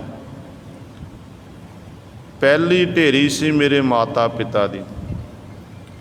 ਮਾਂ ਬਾਪ ਆਪਣੇ ਬੱਚਿਆਂ ਨੂੰ ਪਾਲਦੇ ਨੇ। ਵੱਡੇ ਤੋਂ ਵੱਡੇ ਦੁੱਖ ਦੀ ਘੜੀ ਆ ਜਾਵੇ ਤੇ ਬੱਚਿਆਂ ਲਈ ਮਾਂ ਬਾਪ ਸਭ ਕੁਝ ਕਰਨ ਲਈ ਤਿਆਰ ਹੋ ਜਾਂਦੇ ਨੇ। ਪਰ ਆਪਣੀ ਗਰੀਬੀ ਦੂਰ ਕਰਨ ਦੇ ਲਈ ਮੇਰੇ ਮਾਪੇ, ਮੇਰੇ ਮਾਤਾ ਪਿਤਾ ਮੇਰੀ ਬਲੀ ਦੇਣ ਲਈ ਤਿਆਰ ਹੋ ਗਏ, ਜਿਸ ਕਰਕੇ ਮੈਂ ਮਾਤਾ ਪਿਤਾ ਦਾ ਸਹਾਰਾ ਛੱਡ ਦਿੱਤਾ। ਦੂਜਾ, ਜਿਹੜੀ ਮੈਂ ਢੇਰੀ ਬਣਾਈ ਹੈ, ਉਹ ਆਪਣੇ ਕੁਲ ਦੇਵੀ ਦੇ ਕੁਲ ਦੇਵੀ ਦੇ, ਤਾਂ ਕਿ ਜਿਹੜੀ ਇਹ ਮੇਰੀ ਸਹਾਇਤਾ ਕਰੇਗੀ। ਪਰ ਦੇਵੀ ਤਾਂ ਆਪ ਬਲੀ ਲੈਣ ਲਈ ਤਿਆਰ ਹੋਈ ਹੈ, ਉਹ ਮੇਰੀ ਸਹਾਇਤਾ ਕਿੱਥੋਂ ਕਰੇਗੀ? ਇਸ ਕਰਕੇ ਉਹ ਵੀ ਢਾਹ ਦਿੱਤੀ। ਤੀਜੀ ਮੈਂ ਜਿਹੜੀ ਸਹਾਰਾ ਤੱਕਿਆ, ਕਹਿੰਦੇ ਉਹ ਜਿੰਨੇ ਵੀ ਦੇਵੀ ਦੇਵਤੇ ਹਨ ਸਾਰਿਆਂ ਦਾ, ਜਿਹੜਾ ਨਗਰ ਦਾ ਰਾਜਾ, ਰਾਜੇ ਦੀ, ਪਰ ਰਾਜਾ ਤਾਂ ਆਪਣੇ ਪੁੱਤਰ ਪ੍ਰਾਪਤੀ ਲਈ ਮੇਰੀ ਬਲੀ ਦੇਣ ਲਈ ਤਿਆਰ ਹੋ ਗਿਆ। ਇਸ ਕਰਕੇ ਮੈਂ ਉਹ ਤੀਜੀ ਢੇਰੀ ਤੁਹਾਡੀ ਬਣਾਉਣਾ ਕੀਤੀ ਸੀ, ਉਹ ਢਾਹ ਦਿੱਤੀ। ਤੇ ਕਹਿਣ ਲੱਗਿਆ ਕਿ ਚੌਥੀ ਢੇਰੀ ਮੈਂ ਪਰਮੇਸ਼ਰ ਦੀ ਬਣਾਉਣਾ ਕੀਤੀ। ਪਰਮੇਸ਼ਰ ਨੂੰ ਸਨਮੁਖ ਜਾਣ ਕੇ, ਹਾਜ਼ਰ ਨਾਜ਼ਰ ਜਾਣ ਕੇ ਮੈਂ ਸਜਦਾ ਕੀਤਾ, ਨਮਸਕਾਰ ਕੀਤੀ। ਤੇ ਮੈਨੂੰ ਇਹ ਵਿਸ਼ਵਾਸ ਹੈ ਕਿ ਮੇਰਾ ਪਰਮੇਸ਼ਰ ਮੈਨੂੰ ਮਰਨ ਨਹੀਂ ਦੇਵੇਗਾ। ਜਦੋਂ ਕੋਈ ਬਾਂਹ ਨਹੀਂ ਪਕੜਦਾ ਤੇ ਵਾਹਿਗੁਰੂ ਮੇਰੀ ਜ਼ਰੂਰ ਬਾਂਹ ਪਕੜੇਗਾ। ਹੁਣ ਇੰਨੇ ਗਿਆਨ ਵਾਲੇ ਬਚਨ ਉਸ ਬੱਚੇ ਦੇ ਸੁਣ ਕੇ ਰਾਜੇ ਦਾ ਮਨ ਬਦਲਿਆ। ਮਨ 'ਚ ਵਿਚਾਰ ਆਈ ਕਿ ਮਨਾ, ਅੱਜ ਤੱਕ ਕਿੰਨੇ ਦੇਵੀ ਦੇਵਤਿਆਂ ਦੀ ਆਰਾਧਨਾ ਕੀਤੀ, ਪੀਰ ਪਕੰਬਰਾਂ ਨੂੰ ਪੂਜਿਆ, ਪਰ ਮੇਰੀ ਲੋੜ ਪੂਰੀ ਨਹੀਂ ਹੋਈ। ਤੇ ਮੈਨੂੰ ਆਖਿਆ ਗਿਆ ਕਿ ਜੇ ਬੱਚੇ ਦੀ ਬਲੀ ਦੇਵੇਗਾ ਤੇ ਤੇਰੇ ਘਰ 'ਚ ਫਿਰ ਬੱਚਾ ਹੋਵੇਗਾ, ਪਤਾ ਨਹੀਂ ਬਲੀ ਦੇਣ ਤੋਂ ਬਾਅਦ ਬੱਚਾ ਹੋਣਾ ਕਿ ਨਹੀਂ ਹੋਣਾ ਹੈ, ਇਹ ਤਾਂ ਬਾਅਦ ਦੀਆਂ ਗੱਲਾਂ ਨੇ। ਪਰ ਇੰਨਾ ਨੇਕ ਦਿਲ ਇਨਸਾਨ, ਇੰਨਾ ਸੂਝਵਾਨ ਸਿਆਣਾ ਬੱਚਾ ਇਸ ਰਾਜ ਭਾਗ ਨੂੰ ਦੁਆਰਾ ਨਹੀਂ ਮਿਲੇਗਾ। ਕਿਉਂ ਨਾ ਮੈਨੂੰ ਆਪਣਾ ਮਤਬੰਨਾ ਪੁੱਤਰ ਬਣਾ ਲਵਾਂ ਅਤੇ ਇਹ ਮੇਰੇ ਰਾਜ ਭਾਗ ਦਾ ਮਾਲਕ ਹੋਵੇਗਾ। ਅਤੇ ਰਾਜੇ ਉੱਤੇ ਉਹਦੇ ਬਚਨਾਂ ਦਾ ਇੰਨਾ ਅਸਰ ਹੋਇਆ, ਰਾਜੇ ਨੇ ਉਸ ਬੱਚੇ ਨੂੰ ਗੋਦ ਲੈਣਾ ਕੀਤਾ ਅਤੇ ਉਸ ਨੂੰ ਫਿਰ ਆਪਣੇ ਰਾਜ ਭਾਗ ਦਾ ਮਾਲਕ ਬਣਾ ਦਿੱਤਾ। ਇਹ ਮਹਾਂਪੁਰਖ ਸਾਖੀ ਸੁਣਾਉਂਦੇ ਹੁੰਦੇ ਸੀ, ਕਹਿੰਦੇ ਨੇ ਕਹਿਣ ਦਾ ਭਾਵ ਹੈ ਕਿ ਦੇਖੋ ਜਿਹਨੇ ਪਰਮੇਸ਼ਰ ਦਾ ਸਹਾਰਾ ਤੱਕਿਆ, ਪਰਮੇਸ਼ਰ ਫਿਰ ਉਹਦੀ ਕਿਵੇਂ ਸਹਾਇਤਾ ਕਰਦਾ ਹੈ। ਅਤੇ ਗੁਰੂ ਸਤਿਗੁਰੂ ਜੀ ਕਹਿੰਦੇ ਨੇ ਜਿੱਥੈ ਪੁੱਤਰ ਕਲੱਤਰ ਨਾ ਬੇਲੀ ਕੋਈ, ਤਿੱਥੈ ਹਰ ਆਪ ਛਡਾਏਂਦਾ। ਜਿੱਥੇ ਕੋਈ ਪੁੱਤਰ ਧੀਆਂ ਮਦਦ ਕਰਨ ਲਈ ਤਿਆਰ ਨਾ ਹੋਵੇ, ਘਰ ਵਾਲੀ ਮਦਦ ਦਾ ਸਾਥ ਛੱਡ ਦੇਵੇ, ਬੇਲੀ ਮਿੱਤਰ ਸੱਜਣ ਸਾਥ ਛੱਡ ਦੇਣ, ਕਹਿੰਦੇ ਉੱਥੇ ਫਿਰ ਕਹਿੰਦੇ ਹਰੀ ਪਰਮਾਤਮਾ ਨੂੰ ਚੇਤੇ ਕੀਤਾ ਜਾਵੇ ਨਾ, ਅਤੇ ਹਰੀ ਵਾਹਿਗੁਰੂ ਆਪ ਕਹਿੰਦੇ ਛਡਾਉਂਦਾ ਹੈ, ਆਪ ਹਰੀ ਵਾਹਿਗੁਰੂ ਬਾਂਹ ਪਕੜਦਾ ਹੈ। ਵੱਡਾ ਸਾਹਿਬ ਅਗਮ ਅਥਾਹਾ, ਕਿਉਂ ਮਿਲੀਐ ਪ੍ਰਭ ਬੇਪਰਵਾਹ। ਜਦੋਂ ਸਤਿਗੁਰੂ ਮਹਾਰਾਜ ਨੇ ਇਹ ਆਖਣਾ ਕੀਤਾ ਕਿ ਹਰੀ ਪਰਮਾਤਮਾ ਆਪ ਬਾਂਹ ਪਕੜਨ ਵਾਲਾ, ਆਪ ਛਡਾਉਣ ਵਾਲਾ ਹੈ, ਅਤੇ ਸਤਿਗੁਰੂ ਫਿਰ ਪੁੱਛਿਆ ਕਿ ਸਤਿਗੁਰੂ ਉਹ ਜਿਹੜਾ ਪਰਮੇਸ਼ਰ ਹੈ ਜਿਹਨੂੰ ਹਰੀ ਆਖਿਆ ਜਾਂਦਾ ਹੈ, ਰਾਮ ਆਖਿਆ, ਰਹੀਮ ਆਖਿਆ, ਕਰੀਮ ਆਖਿਆ, ਸਾਰੇ ਉਹਦੇ ਨਾਮ ਨੇ, ਉਹ ਸਾਹਿਬ ਮਾਲਕ ਕਿੱਡਾ ਕੁ ਵੱਡਾ ਹੈ, ਕਿਸ ਤਰ੍ਹਾਂ ਦਾ ਹੈ, ਉਹਦਾ ਕੋਈ ਰੂਪ ਰੰਗ ਕਿਹੋ ਜਿਹਾ ਹੈ। ਅਤੇ ਸਤਿਗੁਰੂ ਮਹਾਰਾਜ ਫਿਰ ਅਗਲੀ ਪੰਕਤੀ ਬਖਸ਼ੇ ਕਰਦੇ ਹਨ, ਕਹਿੰਦੇ ਨੇ ਉਹ ਪਰਮਾਤਮਾ ਵੱਡਾ ਹੈ, ਸਾਰਿਆਂ ਦਾ ਸਾਹਿਬ ਮਾਲਕ ਹੈ ਅਤੇ ਵੱਡਾ ਹੈ, ਉਹਦੀ ਬਰੋਬਰਤਾ ਕੋਈ ਕਰਨ ਵਾਲਾ ਨਹੀਂ ਹੈ। ਜੇ ਪੰਜਵੇਂ ਗੁਰ ਦੇ ਮਹਾਰਾਜ ਨੇ ਗੁਰੂ ਅਰਜਨ ਦੇਵ ਮਹਾਰਾਜ ਦੇ ਜਸ, ਵਾਹਿਗੁਰੂ ਗੁਰੂ ਨਾਨਕ ਸਾਹਿਬ ਮਹਾਰਾਜ ਦੀ ਵਡਿਆਈ ਕੀਤੀ ਹੈ, ਜਸ ਕੀਤਾ, ਅਤੇ ਕਹਿੰਦੇ ਨੇ ਗਿਆਨ ਧਿਆਨ ਕਿਛ ਕਰਮ ਨਾ ਜਾਣਾ, ਸਾਰ ਨਾ ਜਾਣਾ ਤੇਰੀ, ਸਭ ਤੇ ਵੱਡਾ ਸਤਿਗੁਰ ਨਾਨਕ ਜਿਨ ਕਲ ਰਾਖੀ ਮੇਰੀ। ਸਤਿਗੁਰੂ ਗੁਰੂ ਨਾਨਕ ਸਾਹਿਬ ਮਹਾਰਾਜ ਸਭ ਤੋਂ ਵੱਡੇ ਨੇ। ਪੰਜਵੇਂ ਪਾਤਸ਼ਾਹ ਮਹਾਰਾਜ ਕਹਿੰਦੇ ਨੇ ਜਿਨ੍ਹਾਂ ਨੇ ਕਲਯੁਗ ਦੇ ਭਿਆਨਕ ਸਮੇਂ ਦੇ ਵਿੱਚ ਮੇਰੀ ਪਤ ਇੱਜ਼ਤ ਰੱਖਣਾ ਕੀਤੀ ਹੈ। ਇਸ ਕਰਕੇ ਉਹ ਬਾਲਕ ਸਾਹਿਬ ਵੱਡਾ ਹੈ, ਉਹਦਾ ਦਰਬਾਰ ਵੱਡਾ, ਉਹ ਆਪ ਵੱਡਾ, ਉਹਦੀ ਬਰੋਬਰਤਾ ਕਰਨ ਵਾਲਾ ਕੋਈ ਨਹੀਂ ਹੈ। ਅਤੇ ਅਗਮ ਅਥਾਹਾ, ਮਨ ਦੀ ਗਮਤਾ ਤੋਂ ਪਰੇ ਉਹ ਪਹੁੰਚ ਹੈ। ਅਥਾਹ ਦਾ ਅਰਥ ਹੈ ਡੂੰਘਾ, ਉਹਦੀ ਗਹਿਰਾਈ ਦਾ ਕੋਈ ਹੱਦ ਬੰਨਾ ਨਹੀਂ। ਜਿਵੇਂ ਸਮੁੰਦਰ ਹੈ, ਸਮੁੰਦਰ ਦੇ ਵਿੱਚ ਕਿੰਨਾ ਪਾਣੀ ਹੈ, ਕਿੰਨਾ ਜਲ ਹੈ, ਸਮੁੰਦਰ ਦੀ ਡੂੰਘਾਈ ਕਿੰਨੀ ਹੈ, ਉਹ ਨਾਪਿਆ ਤੋਲਿਆ ਨਹੀਂ ਜਾ ਸਕਦਾ ਹੈ। ਅਤੇ ਇਸੇ ਤਰ੍ਹਾਂ ਹੀ ਪਰਮੇਸ਼ਰ ਵਾਹਿਗੁਰੂ ਵਿੱਚ ਕਿੰਨੇ ਗੁਣ ਨੇ, ਵਾਹਿਗੁਰੂ ਕਿੰਨਾ ਕੁ ਡੂੰਘਾ ਹੈ, ਉਹਦੇ ਬਾਬਤ ਗੁਰੂ ਸਵਰ ਦੱਸਿਆ ਨਹੀਂ ਜਾ ਸਕਦਾ ਹੈ। ਬਸ ਇਹੀ ਆਖਿਆ ਜਾ ਸਕਦਾ ਹੈ ਕਿ ਪਰਮਾਤਮਾ ਤੇਰੀ ਕੁਦਰਤ ਤੂੰ ਹੀ ਜਾਣਦਾ ਹੈ, ਕੋਈ ਉਸ ਮਾਲਕ ਦਾ ਅੰਤ ਨਹੀਂ ਪਾ ਸਕਦਾ। ਦੇਖੋ ਪੰਜਵੇਂ ਗੁਰਦੇਵ ਮਹਾਰਾਜ ਦਾ ਸ਼ਹੀਦੀ ਦਿਹਾੜਾ ਪਰਸੋਂ ਨੂੰ ਆ ਰਿਹਾ ਹੈ। ਸਤਿਗੁਰੂ ਮਹਾਰਾਜ ਦੇ ਬਾਬਤ ਭੱਟ ਸਾਹਿਬਾਨ ਜੀ ਬਚਨ ਕਰਦੇ ਨੇ, ਕਹਿੰਦੇ ਨੇ ਅੰਤ ਨ ਪਾਵਤ ਦੇਵ ਸਰਬੈ ਮੁਨ, ਇੰਦਰ ਮਹਾ ਸ਼ਿਵ ਜੋਗ ਕਰੀ, ਫੁਨ ਵੇਦ ਬਿਰੰਚ ਵਿਚਾਰ ਰਹਿਓ, ਹਰ ਜਾਪ ਨ ਛਾਡੋ ਏਕ ਘਰੀ, ਮਥਰਾ ਜਨ ਕੋ ਪ੍ਰਭ ਦੀਨ ਦਇਆਲ ਹੈ, ਸੰਗਤ ਸ੍ਰਿਸ਼ਟ ਨਿਹਾਲ ਕਰੀ, ਰਾਮਦਾਸ ਗੁਰੂ ਜਗ ਤਾਰਨ ਕੋ, ਗੁਰ ਜੋਤ ਅਰਜਨ ਮਾਹੇ ਧਰੀ।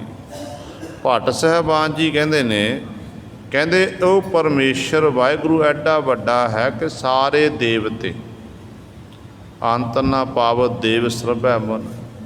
ਜਿੰਨੇ ਵੀ ਦੇਵਤੇ 33 ਕਰੋੜ ਦੇਵਤੇ ਮੰਨੇ ਗਏ ਹਨ, ਮੁਨਵਰ ਇਤਿਆਦਿਕ, ਕਹਿੰਦੇ ਨੇ ਇਹ ਸਾਰੇ ਉਸ ਮਾਲਕ ਦੀ ਆਰਾਧਨਾ ਕਰ ਰਹੇ ਹਨ, ਮਾਲਕ ਦੇ ਗੁਣਾਂ ਦਾ ਗਾਇਨ ਕਰਦੇ ਨੇ।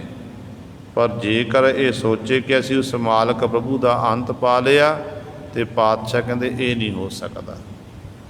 ਇੰਦਰ ਜੈਸਿਆਂ ਨੇ, ਮਹਾਦੇਵ ਸ਼ਿਵ ਜੀ ਜੈਸਿਆਂ ਨੇ ਯੋਗ ਸਾਧਨਾ ਕਰਨਾ ਕੀਤੀ, ਪਰ ਗੁਰੂ ਸਵਾਰਿਓ ਉਸ ਮਾਲਕ ਦੇ ਭੇਦ ਨੂੰ ਜਾਣ ਨਹੀਂ ਸਕੇ। ਇਸੇ ਪ੍ਰਕਾਰ ਪਾਤਸ਼ਾਹ ਜੀ ਫਰਮਾਨ ਕਰਦੇ ਨੇ, ਕਹਿੰਦੇ ਨੇ ਅੰਤ ਨ ਪਾਵਤ ਦੇਵ ਸਰਬੈ ਮੁਨ, ਇੰਦਰ ਮਹਾ ਸ਼ਿਵ ਜੋਗ ਕਰੀ, ਹੁਣ ਵੇਦ ਬਿਰੰਚ ਵਿਚਾਰ ਰਹਿਓ, ਹਰ ਜਾਪ ਨ ਛਾਡਿਓ ਏਕ ਕਰੀ। ਕਹਿੰਦੇ ਬ੍ਰਹਮਾ ਜੈਸਿਆਂ ਨੇ 4 ਵੇਦ ਰਚ ਦਿੱਤੇ, ਉਹਦਾ ਉਚਾਰਨ ਕਰਦੇ ਰਹੇ, ਜਸ ਕਰਨ ਵਾਲੇ ਵੱਡੇ ਵੱਡੇ ਵੇਦ ਸ਼ਾਸਤਰ ਪੜ੍ਹਨ ਵਾਲੇ ਹਨ। ਕਹਿੰਦੇ ਇੱਕ ਘੜੀ ਮਾਤਰ ਜਿਨ੍ਹਾਂ ਨੇ ਪਰਮੇਸ਼ਰ ਦਾ ਜਾਪ ਨਹੀਂ ਛੱਡਣਾ ਕੀਤਾ, ਪਰ ਹੋਇਆ ਕੀ? ਕਹਿੰਦੇ ਕੀ ਉਹਨਾਂ ਨੇ ਅੰਤ ਪਾ ਲਿਆ? ਪਾਤਸ਼ਾਹ ਕਹਿੰਦੇ ਨਹੀਂ, ਕਹਿੰਦੇ ਕੋਈ ਅੰਤ ਨਹੀਂ ਪਾ ਸਕਿਆ, ਕਿਉਂਕਿ ਉਹ ਪਰਮੇਸ਼ਰ ਅੰਤ ਨਾ ਅੰਤਾ ਸਦਾ ਬੇਅੰਤਾ, ਉਹ ਤਾਂ ਬੇਅੰਤ ਹੈ। ਜਿਹਦਾ ਅੰਤ ਪੈ ਜਾਵੇ ਫਿਰ ਉਹ ਬੇਅੰਤ ਨਹੀਂ ਹੋ ਸਕਦਾ। ਬੇਅੰਤ ਦਾ ਅੰਤ ਨਹੀਂ ਪੈ ਸਕਦਾ। ਇਸ ਕਰਕੇ ਗੁਰਦੇਵ ਜੀ ਬਚਨ ਕਰਦੇ ਹਨ, ਕਹਿੰਦੇ ਨੇ ਉਹ ਵਾਹਿਗੁਰੂ ਕਹਿੰਦੇ ਇਸ ਤਰ੍ਹਾਂ ਪੁਨ ਵੇਦ ਬਿਰੰਚ ਵਿਚਾਰ ਰਹਿਓ, ਹਰ ਜਾਪ ਨ ਛਾਡਿਓ ਏਕ ਘਰੀ, ਮਥੁਰਾ ਜਨ ਕੋ ਪ੍ਰਭ ਦੀਨ ਦਿਆਲ ਹੈ, ਸੰਗਤ ਸਿਸ਼ਟ ਨਿਹਾਲ ਕਰੀ, ਰਾਮਦਾਸ ਗੁਰੂ ਜਗ ਤਾਰਨ ਕੋ, ਗੁਰ ਜੋਤ ਅਰਜਨ ਮਾਹੇ ਤਰੀ। ਕਹਿੰਦੇ ਗੁਰੂ ਅਰਜਨ ਦੇ ਮਹਾਰਾਜ ਨੇ, ਗੁਰੂ ਅਰਜਨ ਦੇ ਮਹਾਰਾਜ ਵਿੱਚ ਗੁਰੂ ਰਾਮਦਾਸ ਪਾਤਸ਼ਾਹ ਨੇ ਆਪਣਾ ਅੰਤਮ ਸਮਾਂ ਜਾਣ ਕੇ ਆਪਣੀ ਜੋਤ ਟਿਕਾ ਦਿੱਤੀ। ਉਹ ਗੁਰੂ ਨਾਨਕ ਦੀ ਜੋਤ ਜੋ ਗੁਰੂ ਅੰਗਦ ਦੇ ਮਹਾਰਾਜ ਵਿੱਚ ਵਰਤੀ, ਗੁਰੂ ਅਮਰਦਾਸ ਪਾਤਸ਼ਾਹ ਮਹਾਰਾਜ ਗੁਰੂ ਰਾਮਦਾਸ ਪਾਤਸ਼ਾਹ ਵਰਤ ਰਹੀ ਸੀ, ਉਹੀ ਜੋਤ ਅੱਜ ਗੁਰੂ ਅਰਜਨ ਦੇ ਮਹਾਰਾਜ ਵਿੱਚ ਵਰਤ ਰਹੀ ਹੈ। ਤੇ ਗੁਰੂ ਸਵਾਰਿਓ ਫਿਰ ਐਸੇ ਮਾਲਕ ਦਾ ਪੰਥ ਕਿਵੇਂ ਪਾ ਲਵਾਂਗੇ? ਵਾਹਿਗੁਰੂ ਬੜਾ ਬੇਅੰਤ ਹੈ, ਉਹਦਾ ਕੋਈ ਹੱਦ ਬੰਨਾ ਨਹੀਂ ਹੈ। ਇਸ ਕਰਕੇ ਗੁਰਦੇਵ ਜੀ ਕਹਿੰਦੇ ਉਹ ਕਿਹੋ ਜਿਹਾ ਹੈ? ਕਹਿੰਦੇ ਉਹ ਵੱਡਾ ਸਾਹਿਬ ਹੈ, ਵੱਡਾ ਹੈ ਤੇ ਅਗਮ ਮਨ ਦੀ ਗਮਤਾ ਤੋਂ ਪਰੇ ਹੈ, ਅਪਹੁੰਚ ਹੈ, ਅਥਾਹ, ਉਹ ਬੜਾ ਡੂੰਘਾ ਹੈ, ਉਹਦਾ ਕੋਈ ਹੱਦ ਬੰਨਾ ਨਹੀਂ ਹੈ। ਤੇ ਐਸੇ ਪਰਮੇਸ਼ਰ ਨੂੰ ਫਿਰ ਕਿਵੇਂ ਮਿਲਿਆ ਜਾ ਸਕਦਾ? ਕਹਿੰਦੇ ਕਿਉਂ ਮਿਲੀ ਹੈ? ਪ੍ਰਭ ਬੇਪਰਵਾਹ। ਕਹਿੰਦੇ ਇਹੋ ਜਿਹੇ ਮਾਲਕ ਜਿਹੜਾ ਬੇਪਰਵਾਹ ਹੈ, ਜਿਹਨੂੰ ਕਿਸੇ ਦੀ ਪਰਵਾਹ ਨਹੀਂ ਹੈ, ਕਹਿੰਦੇ ਐਸੇ ਮਾਲਕ ਬਾਈ ਨੂੰ ਕਿਵੇਂ ਮਿਲਿਆ ਜਾ ਸਕਦਾ ਹੈ? ਕੋਈ ਤਰੀਕਾ ਹੋਵੇ, ਢੰਗ ਤਰੀਕਾ, ਜੁਗਤੀ ਜਿਹੜੀ ਹੋਵੇ, ਜੁਗਤੀ ਦੇ ਰਾਹੀਂ ਹੀ ਪਰਮੇਸ਼ਰ ਨੂੰ, ਗੁਰੂ ਨੂੰ ਮਿਲਿਆ ਜਾ ਸਕਦਾ ਹੈ। ਕਿਉਂਕਿ ਜਿਹੜਾ ਇਸ ਮਾਰਗ ਨੂੰ ਜਾਣਦਾ ਹੋਵੇ ਉਹੀ ਮਾਰਗ ਦੱਸ ਸਕਦਾ ਹੈ। ਜਦੋਂ ਸਾਨੂੰ ਮਾਰਗ ਦਾ ਪਤਾ ਨਹੀਂ, ਆਪਾਂ ਸਫ਼ਰ ਕਰ ਰਹੇ ਹਾਂ, ਮੀਲ ਪੱਥਰ ਲੱਗੇ ਹੁੰਦੇ ਨੇ ਅਤੇ ਉਹਨਾਂ ਉੱਤੇ ਦੂਰੀ ਲਿਖੀ ਹੁੰਦੀ ਹੈ ਕਿ ਇੰਨਾ ਕਿਲੋਮੀਟਰ ਫਲਾਣਾ ਸ਼ਹਿਰ, ਇੰਨਾ ਕਿਲੋਮੀਟਰ ਆਹ ਨਗਰ। ਇਸ ਤਰ੍ਹਾਂ ਉਹ ਸੂਬਿਆਂ ਦੀ ਵੰਡ ਕੀਤੀ ਹੋਈ ਹੈ ਅਤੇ ਉਹਨਾਂ ਮੀਲ ਪੱਥਰਾਂ ਦੀ ਸਹਾਇਤਾ ਦੇ ਰਾਹੀਂ ਜੀਵ ਆਪਣਾ ਸਫ਼ਰ ਤੈਅ ਕਰਦਾ ਹੈ। ਜੇ ਸਾਨੂੰ ਮਾਰਗਦਰਸ਼ੀ ਕਰਨ ਵਾਲੇ ਇਹ ਮੀਲ ਪੱਥਰ ਨਾ ਹੋਣ ਅਤੇ ਆਪਾਂ ਬੜਾ ਸਾਨੂੰ ਔਖਿਆਈ ਆਵੇਗੀ ਜਾਣ ਵੇਲੇ ਪੈਂਡਾ ਤੈਅ ਕਰਨ ਦੇ ਲਈ। ਪਰ ਕੋਈ ਨਾ ਕੋਈ ਸਹਾਰਾ ਲਿਆ, ਸਹਾਰਾ ਲੈ ਕੇ ਫਿਰ ਆਪਾਂ ਆਪਣਾ ਸਫ਼ਰ ਤੈਅ ਕੀਤਾ। ਇਸੇ ਪ੍ਰਕਾਰ ਹੀ ਪਰਮੇਸ਼ਰ ਵਾਹਿਗੁਰੂ ਦੀ ਪ੍ਰਾਪਤੀ ਕਰਨ ਦੇ ਲਈ ਗੁਰੂ ਸਾਹਿਬਾਨ ਜੀ ਸਾਡੇ ਅੱਗੇ ਮਾਰਗਦਰਸ਼ੀ ਹਨ। ਸਤਿਗੁਰੂ ਜੀ ਉਸ ਮਾਰਗ 'ਤੇ ਤੁਰੇ ਹੋਏ ਨੇ, ਸਤਿਗੁਰੂ ਜੀ ਉਸ ਤੱਕ ਪਹੁੰਚੇ ਹੋਏ ਨੇ। ਮਾਲਕ ਨੇ ਪਰਮੇਸ਼ਰ ਨੂੰ ਦੇਖਿਆ, ਇੱਕ ਮੇਕ ਹੈ ਸਤਿਗੁਰੂ ਜੀ ਮਾਲਕ ਨਾਲ। ਹੁਣ ਜਿਹੜਾ ਉਸ ਰਸਤੇ ਨੂੰ ਜਾਣਦਾ ਉਹੀ ਉਹ ਦੱਸ ਸਕਦਾ ਨਾ, ਗੁਰੂ ਜਾਣਦਾ ਰਸਤੇ ਨੂੰ। ਤੇ ਗੁਰੂ ਦੱਸ ਸਕਦਾ ਹੈ ਕਿ ਗੁਰੂ ਆ ਭਾਈ ਇਹ ਰਸਤਾ ਸਿੱਖਾ, ਤੂੰ ਇਸ ਮਾਰਗ 'ਤੇ ਚੱਲ, ਇੱਧਰਲੇ ਮਾਰਗ 'ਤੇ ਚੱਲ, ਇੱਥੇ ਜਿੱਧਰ ਜਾ ਭੁੱਲ ਜਾਵੇਗਾ। ਗੁਰੂ ਕਿਹੋ ਜਿਹਾ? ਕਹਿੰਦੇ ਭੁੱਲੇ ਮਾਰਗ ਜਿਨਹਿ ਬਤਾਇਆ, ਐਸਾ ਗੁਰ ਵੱਡ ਭਾਗੀ ਪਾਇਆ। ਸਿਮਰ ਮਨਾ ਰਾਮ ਨਾਮ ਚਿਤਾਰੇ, ਬਸ ਰਹੇ ਹਿਰਦੈ ਗੁਰ ਚਰਨ ਪਿਆਰੇ। ਗੁਰੂ ਤਾਂ ਇਹੋ ਜਿਹਾ ਹੈ ਭੁੱਲਿਆਂ ਨੂੰ ਮਾਰਗ ਪਾਉਣ ਵਾਲਾ। ਜਿਹੜੇ ਭਟਕਣਾ ਵਿੱਚ ਪਏ ਹੋਏ ਨੇ ਉਹਨਾਂ ਨੂੰ ਸਤਿਗੁਰੂ ਮਾਰਗ ਪਾਉਂਦੇ ਨੇ। ਉਹ ਬਸ ਸਤਿਗੁਰੂ ਦੱਸੇ ਹੋਏ ਮਾਰਗ 'ਤੇ ਚੱਲ ਕੇ ਪਰਮੇਸ਼ਰ ਨੂੰ, ਗੁਰੂ ਸਾਹਿਬਾਨ ਨੂੰ ਪ੍ਰਾਪਤ ਕਰ ਲੈਂਦੇ ਹਨ। ਅਤੇ ਇਹੋ ਜਿਹੇ ਮਾਲਕ ਨੂੰ ਕਿਉਂ ਮਿਲੀ ਹੈ? ਕਿਵੇਂ ਮਿਲਿਆ ਜਾ ਸਕਦਾ ਹੈ? ਕਿਉਂ? ਪ੍ਰਭੂ ਤਾਂ ਬੇਪਰਵਾਹ ਹੈ। ਅਤੇ ਸਤਿਗੁਰੂ ਕਹਿੰਦੇ ਇੱਕੋ ਇੱਕ ਤਰੀਕਾ, ਗੁਰੂ ਵਾਲੇ ਬਣ ਕੇ ਗੁਰੂ ਦੀ ਸਿੱਖਿਆ ਅਨੁਸਾਰ ਹੀ ਉਸ ਮਾਲਕ ਨੂੰ, ਪ੍ਰਭੂ ਨੂੰ ਮਿਲਿਆ ਜਾ ਸਕਦਾ ਹੈ। ਅਤੇ ਐਸਾ ਪਰਮੇਸ਼ਰ ਵਾਹਿਗੁਰੂ ਕਿਉਂ ਮਿਲੀ ਆ? ਬੇਪਰਵਾਹ, ਜਿਹੜਾ ਬੇਪਰਵਾਹ, ਜਿਹਨੂੰ ਕਿਸੇ ਦੀ ਪਰਵਾਹ ਨਹੀਂ। ਅਤੇ ਪ੍ਰਭੂ ਦੇ ਪਰਮਾਤਮਾ ਵੀ ਬੇਪਰਵਾਹ ਹੈ, ਉਹਦੇ ਪਿਆਰੇ ਵੀ ਬੇਪਰਵਾਹ ਹੋ ਜਾਂਦੇ। ਬੇਪਰਵਾਹ ਦੇ ਲੜ ਲੱਗ ਕੇ ਉਹ ਬੇਪਰਵਾਹ ਵਾਲੀਆਂ ਗੱਲਾਂ ਕਰਦੇ ਨੇ। ਫਿਰ ਬੇਪਰਵਾਹ ਸਦਾ ਰੰਗ ਹਰਕੈ, ਜਾ ਕੋ ਪਾਖ ਸੁਆਮੀ। ਇਸ ਤਰ੍ਹਾਂ ਉਹ ਪਰਮੇਸ਼ਰ ਬੇਪਰਵਾਹ ਹੈ। ਕਾਟ ਸਿਲਕ ਜਿਸ ਮਾਰਗ ਪਾਏ, ਸੋ ਵਿੱਚ ਸੰਗਤ ਵਾਸਾ ਪਾਏ ਦਾ। ਸਤਿਗੁਰੂ ਜੀ ਕਹਿੰਦੇ ਹਾਂ ਭਾਈ ਤਰੀਕਾ ਹੈ। ਉਹ ਤਰੀਕਾ ਕਿਹੜਾ? ਗੁਰੂ ਕੀ ਸੰਗਤ, ਗੁਰੂ ਕੀ ਸਾਧ ਸੰਗਤ। ਸਾਧ ਸੰਗਤ ਵਿੱਚ ਬੈਠ ਕੇ ਹੀ, ਜਪ ਕੇ ਹੀ ਉਸ ਮਾਲਕ ਵਾਹਿਗੁਰੂ ਨੂੰ ਪ੍ਰਾਪਤ ਕੀਤਾ ਜਾ ਸਕਦਾ। ਕਹਿੰਦੇ ਸਤਿਗੁਰੂ ਜੀ ਸਭ ਤੋਂ ਪਹਿਲਾਂ ਕੀ ਕਰਦੇ ਨੇ? ਜਿਹੜਾ ਸਤਿਗੁਰੂ ਦੀ ਸ਼ਰਨ ਵਿੱਚ ਆਉਂਦਾ ਉਹਦੀ ਭਰਮ ਦੀ ਸਿਲਕ ਕੱਟ ਦਿੰਦੇ ਨੇ।